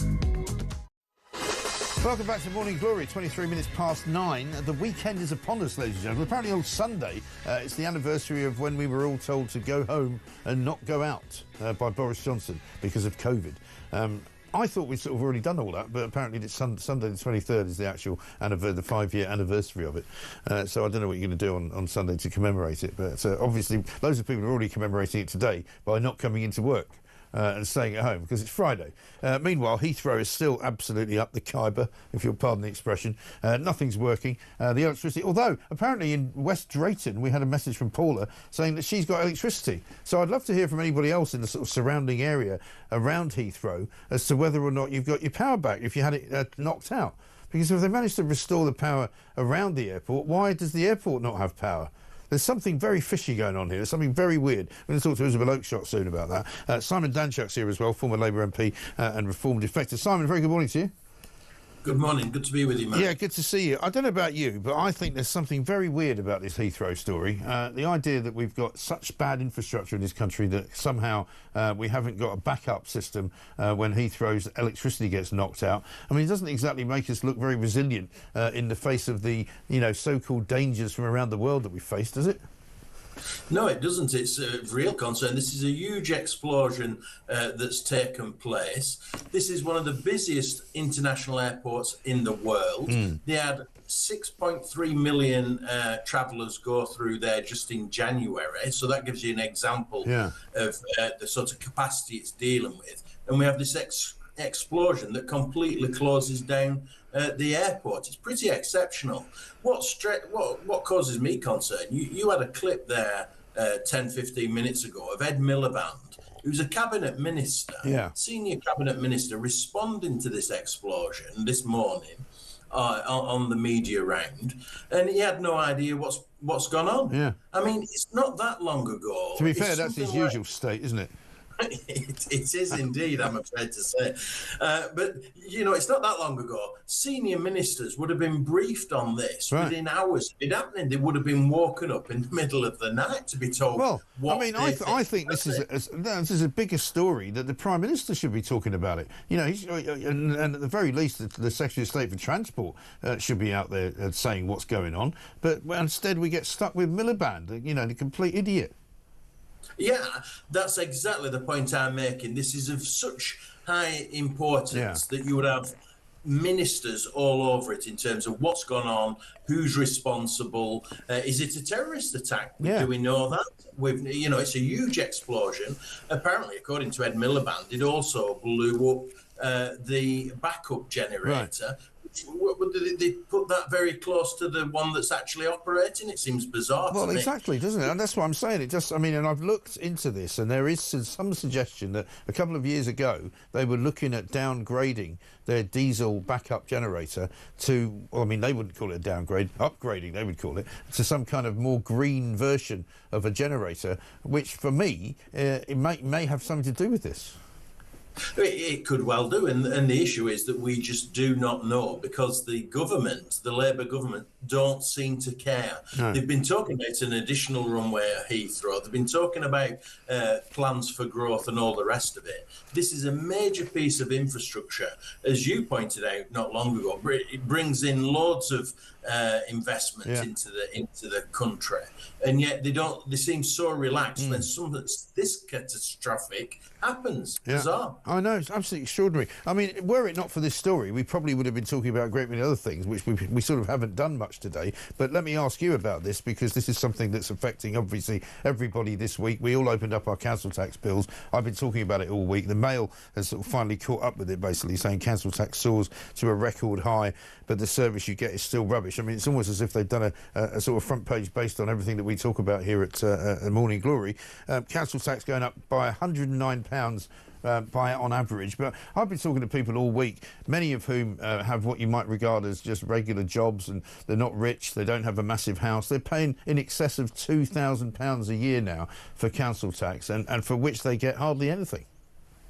Yeah, I think the average now council tax for an average D grade payer is around £2,200 with this increase. The average increase is 5%. That goes well above inflation. And you've got to ask what you get for your money. Yeah. I mean, Keir Starmer stood on a platform in the general election just a few months ago saying that he guaranteed our council tax would not increase. I mean, I'm in Westminster. My council tax has increased. I have a Labour local authority. It's all in favour of the woke agenda. It talks about the global majority. Oh, yeah. It supports BLM, Black Lives Matter organisations, and all the rest of it. And yet it's increasing council tax. It's spending the money on all the wrong things. And I think we're going back, I'm pretty sure we're going back to this 1970s, 1980s, Labour left, loony left local authorities. And it's of real concern to me. You'd be mad to vote Labour in these local elections that are coming up. Well, I don't think very many people are they? Because it looks as though the local elections coming up are going to be a bit of a triumph for reform, by the looks of things anyway. The Tories don't look very good either. So, I mean, it's going to be a massive kind of move, I think, for political, sort of foundations in this country. Yeah, I think that's absolutely right. People will want to protest against what they've seen from the Conservatives over the last several years. But now the start that Labour's had since the general election has been abysmal. I mean, they've stood on a platform of economic growth and it's just been a catastrophe. They're running the economy into the ground. Yeah. And the impact of that is on people's lives, people's cost of living, and people are really feeling it. Well, just when you think they couldn't make things any worse for us in this country, they managed to blow up the biggest airport in Europe. Well done. I know it's not necessarily the fault of Keir Starmer, but, I'm going to blame him anyway. Simon, good to talk to you. Thanks very much indeed. Simon Danchuk, former Labour MP and Reform defector. Let's go to Mick, who's in Hayes, which is very near the site of the fire. In fact, I think Mick might even be very close to it. Mick, a very good morning to you. Morning, Mike. How you doing? Yeah, very well, sir. What can you tell me? Well, I live at the end of, the fire is at the end of my road, basically. Right. Literally, we could feel the heat from it, from our road. So was there a big explosion? Did you hear an explosion? No explosion. No, not at all. No, OK, so just a fire. No. And have you got power? Yeah, we lost power for about an hour, about midnight, I think it was. Right. And then power back on again. And considering we are right on the doorstep of it, I don't know how Heathrow hasn't got any power. That's weird, isn't it? This is another thing. I mean, I definitely smell a rat here because I've got this from somebody who says, Mike, I used to work at Heathrow and we did generator tests every so often to make sure we could power the whole airport, and they were all successful. I'm now hearing from a mate who works there with the generators that Heathrow changed their diesel generators to comply with net zero, and this is the reason why they scrapped the diesel generators. And if they've got... I mean, I don't understand how you can have power back and they haven't. Yeah, as I said, we lost power for probably an hour. Right. That was it. And that was about midnight-ish, I suppose. Right. The fire was pretty bad, but we were straight on. I mean, we're literally at the end of the road. Right. And what time roughly did you first see the fire? I saw it about 11:30, I think it was. Okay. About 11:30. And was it going pretty well at that point? Oh, yeah, it was going pretty well. Yeah, I've got a video footage on the phone of it. But, yeah, okay. it was a pretty big fire. Yeah, sounds like it. It did knock out the power, but that was... The fire was going on for some time before the power went out anyway. Right. So, and then it was, about an hour later, back on again. Right. Weird. Very weird. Strange story. Mick, listen, really appreciate your call. Thank you very much indeed. I got this from Tony. The story gets weirder and weirder, right? Tony in Sussex says, Morning, Mike. I was working at Heathrow last night at the cab rank. On our information board, it said there will be a power outage at 11:30. The message was displayed at 7:30. So what was that all about? What time did the fire start? I mean, I suppose it's possible that the fire started long before you could see it, because quite often if it's something like a generator fire or an electric fire, it starts small and it gets bigger and bigger and bigger until, so the first time you saw it was 11:30, it might have started earlier. I just don't get it. There's something very weird going on here, and I don't know what it is. But what I suspect is that we'll find out that it will be something to do with net zero. Bound to be, almost certain to be. We're going to talk to Isabel Oakeshott shortly. But before we do that, let's remember there are some people who go abroad and they might be stuck there. Where's Angela Rayner? It's been an incredible experience coming to Ethiopia. The UK is committed to working with Ethiopia and the UK economy to work with the Ethiopian economy. His aspirations for Ethiopia's future. It was great to visit Ethiopia's stock exchange and learn more about how it's unlocking Ethiopia's potential. We will build on to deliver jobs for Ethiopia and the UK. The UK continues to work with Ethiopia here in the UK and Ethiopia. Ethiopia.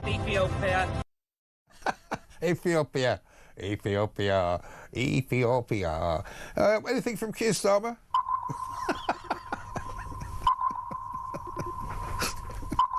Sorry, I'll get my binoculars.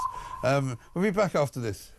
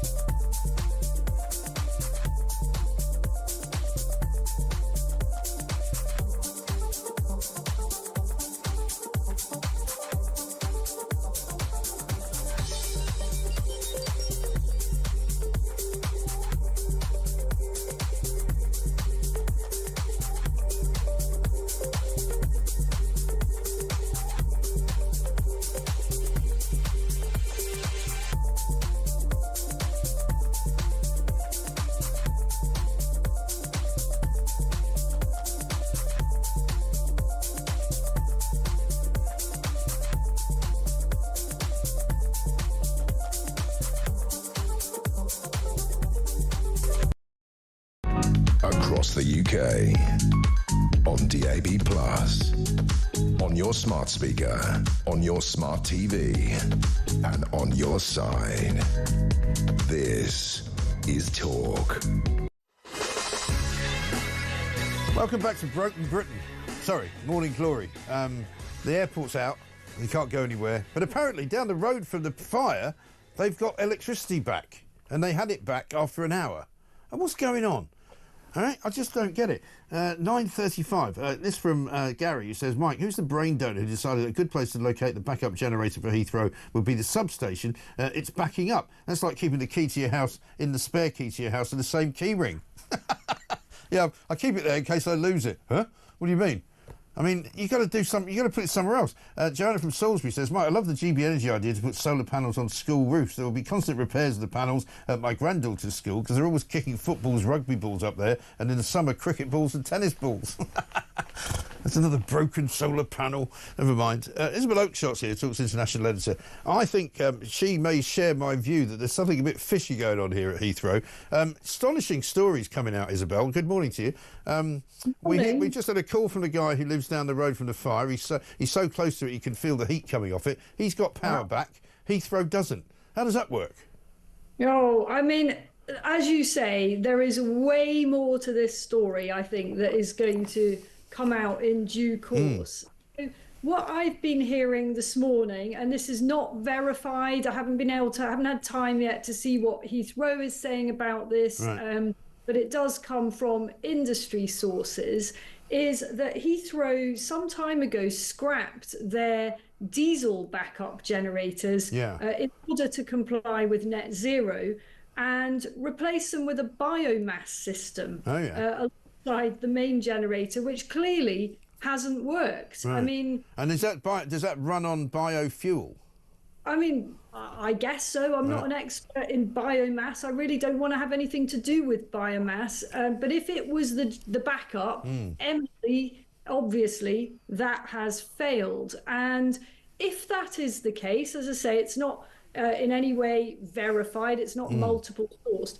If that is the case, it does raise some serious questions about the steps that are being taken to get rid of perfectly functioning systems that have stood Heathrow and other big bits of infrastructure in good stead over very many years on the altar of net zero, replacing tried and tested systems, i.e. diesel backup generators, with weirdo, wood pellet, or let's all burn some, I don't know, bits of earth or something, bits of paper, that don't then work at the critical moment. And I think that just is going to raise in people's minds more doubts as to whether the hurtling rush for the net zero goals to be met are really in the national interest. Yeah.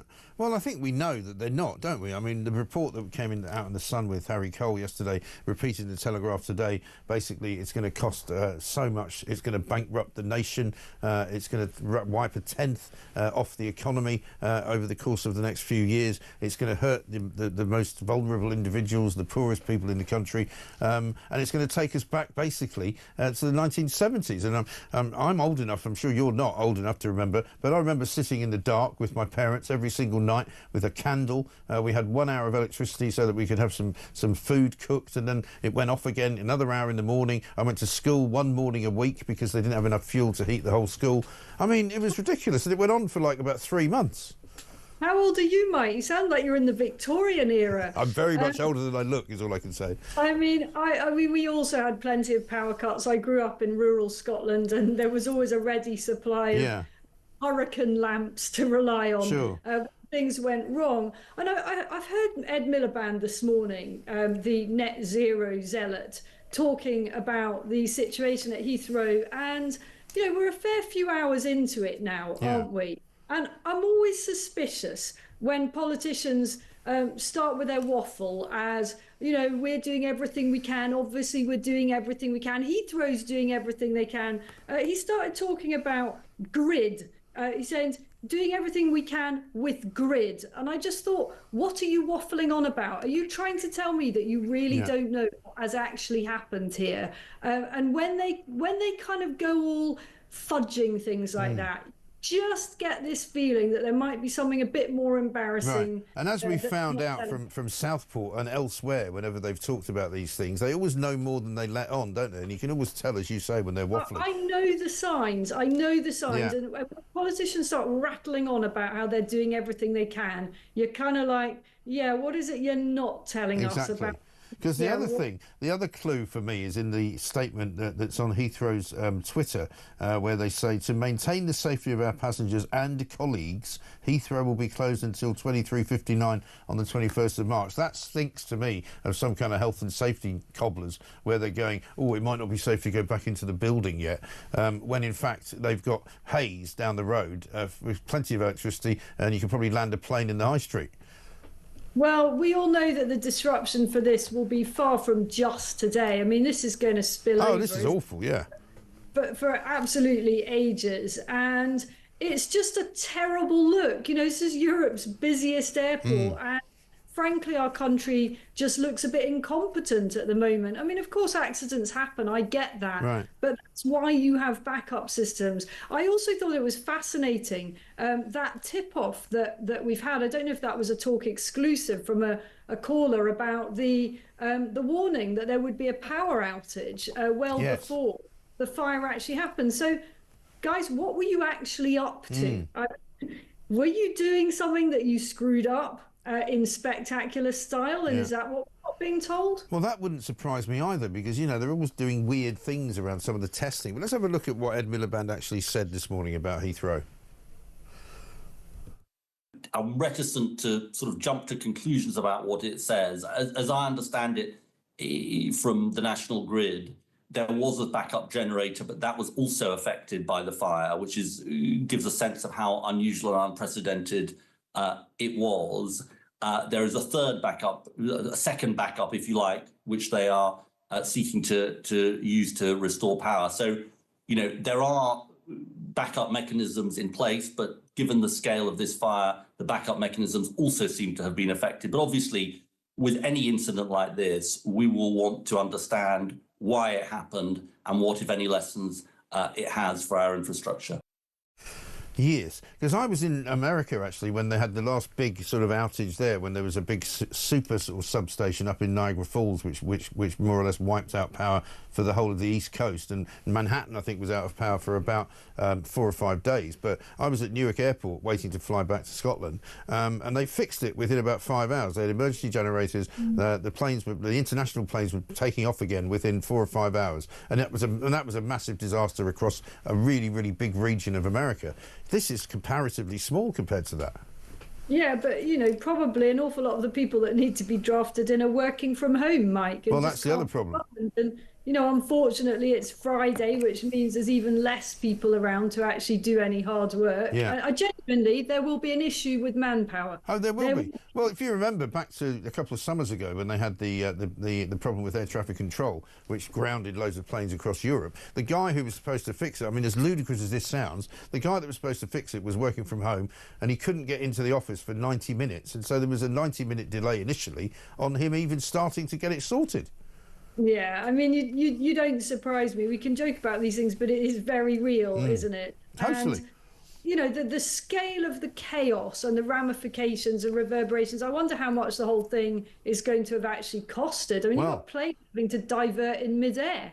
Well, apparently Heathrow's stock, as well as British Airways stock, has fallen on global markets around the world by about 2.5%. There's going to be a huge payment that's going to need to be made by Heathrow to other airlines who have had to divert to places like Lyon and Paris and Amsterdam and all over the place, you know, surrounding parts of Europe, because they'll be coming for compensation. Yeah, and I wonder what the knock-on effect is on Gatwick. Things at the moment seem to be running okay from other UK airports, but it's bound to have huge sort of knock-on effect on people's travel plans. And the Easter holidays are just about to start. I mean, certain schools are breaking up today, and people are heading off on whatever it may be, you know, nice little trips to Europe, and all of that is now in total turmoil. Yeah. Absolutely unbelievable stuff. Isabel, good to talk to you. Thanks very much indeed. Isabel Oakeshott Talks international editor there. Let's get a voice note from Pete. I just think this power outage after that fire, it makes you show like how vulnerable we are as a country, because there's no backup, and really major airport like that, there should be a backup for a backup. I think we're in dire straits, mate. Dire straits. Anyway, great show, mate. Take care. Bye. Absolutely right. I mean, there's no question, is there, that people have neglected the infrastructure and the work that needs to be done in all sorts of areas of this country, and it wouldn't be at all surprising to discover that Heathrow is yet another one which has been either deliberately changed in the way that we were just discussing there with Isabel Oakeshott, that it's some kind of net zero target that's been hit, and therefore these new generators have been made out of biomass, so that could be something that's even more flammable. I just don't even know. But there's certainly no question that something that should be working isn't working. And what's not clear is if there is electricity around the site of the airport, literally less than a mile away from where the airport is. Why is there not airport electricity restored? That doesn't make any sense to me. Coming up, we're going to be letting you know what's coming up tonight on Plank of the Week. Simon in Sevenoaks says this, though, on the subject of dental work. He says, we are an NHS dental laboratory based in Sevenoaks. By allowing us to take impressions directly to the public, we could provide dentures at a greatly reduced price without the need for an NHS dentist as an intermediary, helping to reduce the need for dentists for certain procedures. But we are stopped from doing this by the GDC, which is run by dentists. Is that the General Dental Council? I'm not sure. I haven't heard of the GDC. But yeah, I mean, the thing is, a bit like the BMA, you've got professional organisations in medicine, in sort of NHS-affected jobs, who basically run closed shop operations, and they don't let you actually do what you need to do. This one from Martin. Morning, Mike. The hunt for Red Starmer. Maybe he's trying to defect to the Conservatives. Just a thought. Cheers, says Martin from Wiltshire. Any news from Starmer at all? I'm never going to get tired of that. Plank of the Week coming up tonight. Shall we have a look at what we've got on offer?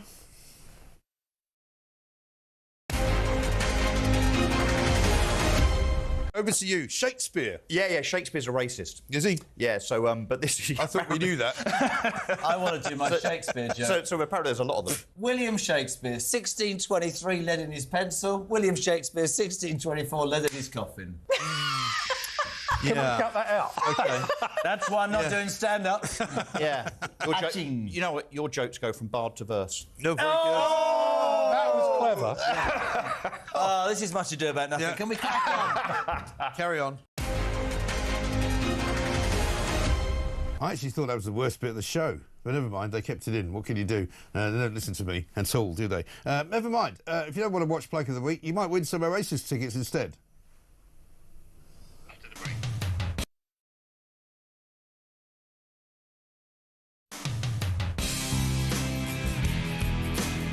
How do you fancy winning tickets to the hottest gig of the century? Here at Talk, we're giving you the chance to bag yourself a pair of tickets to Oasis at Wembley this summer. Plus, we're giving away a whopping 10 grand and putting you up for the weekend in a London hotel. All you need to do is text the word prize to 83338 and you're in the draw. Alternatively, you can enter by post. Once again, all you need to do is text the word prize to 83338 or you can enter by post. Good luck. 18 plus UK excluding Northern Ireland. Enter by text for £2 plus one standard network charge by 11 p.m. on the 7th of April 2025. Or post your name and number to Oasis Competition, PO Box 3190. Colchester CO2 8GP to arrive by 5 p.m. on the 10th of April 2025. Full terms and conditions at talksport.com. This is a News Broadcasting Network promotion. I got this from Keith. He says he's in the Philippines, a developing country. He says, being near the equator, we mostly use solar power, but also have the mains power if needed from an electricity company. We also have a good diesel generator, which automatically cuts in when needed and switches off when no longer needed. Maybe I could be a highly paid consultant to Mr. Milliwatt. Yeah, very good idea. Yeah, that's the thing. I mean, my sister's got a generator in her house in Connecticut. There are big storms in America, and sometimes they get power outages on a fairly regular basis during the summer months. And so as soon as the power cuts off, the generator kicks in. Why hasn't Heathrow got one like that? I mean, I know it's a bit bigger, but come on, guys. For heaven's sake. Coming up, we're going to be taking some calls on this as well, because it's coming up to 10 minutes to 10. Alex Phillips is taking over at 10 o'clock. She'll be in just before that to tell us what's going on. Heathrow still closed, not expected to open until midnight tonight. They're saying they expect significant disruption over the coming days. Passengers should not travel to the airport under any circumstances until it reopens. What if you've got a car stuck there? What are you supposed to do then? This is Talk.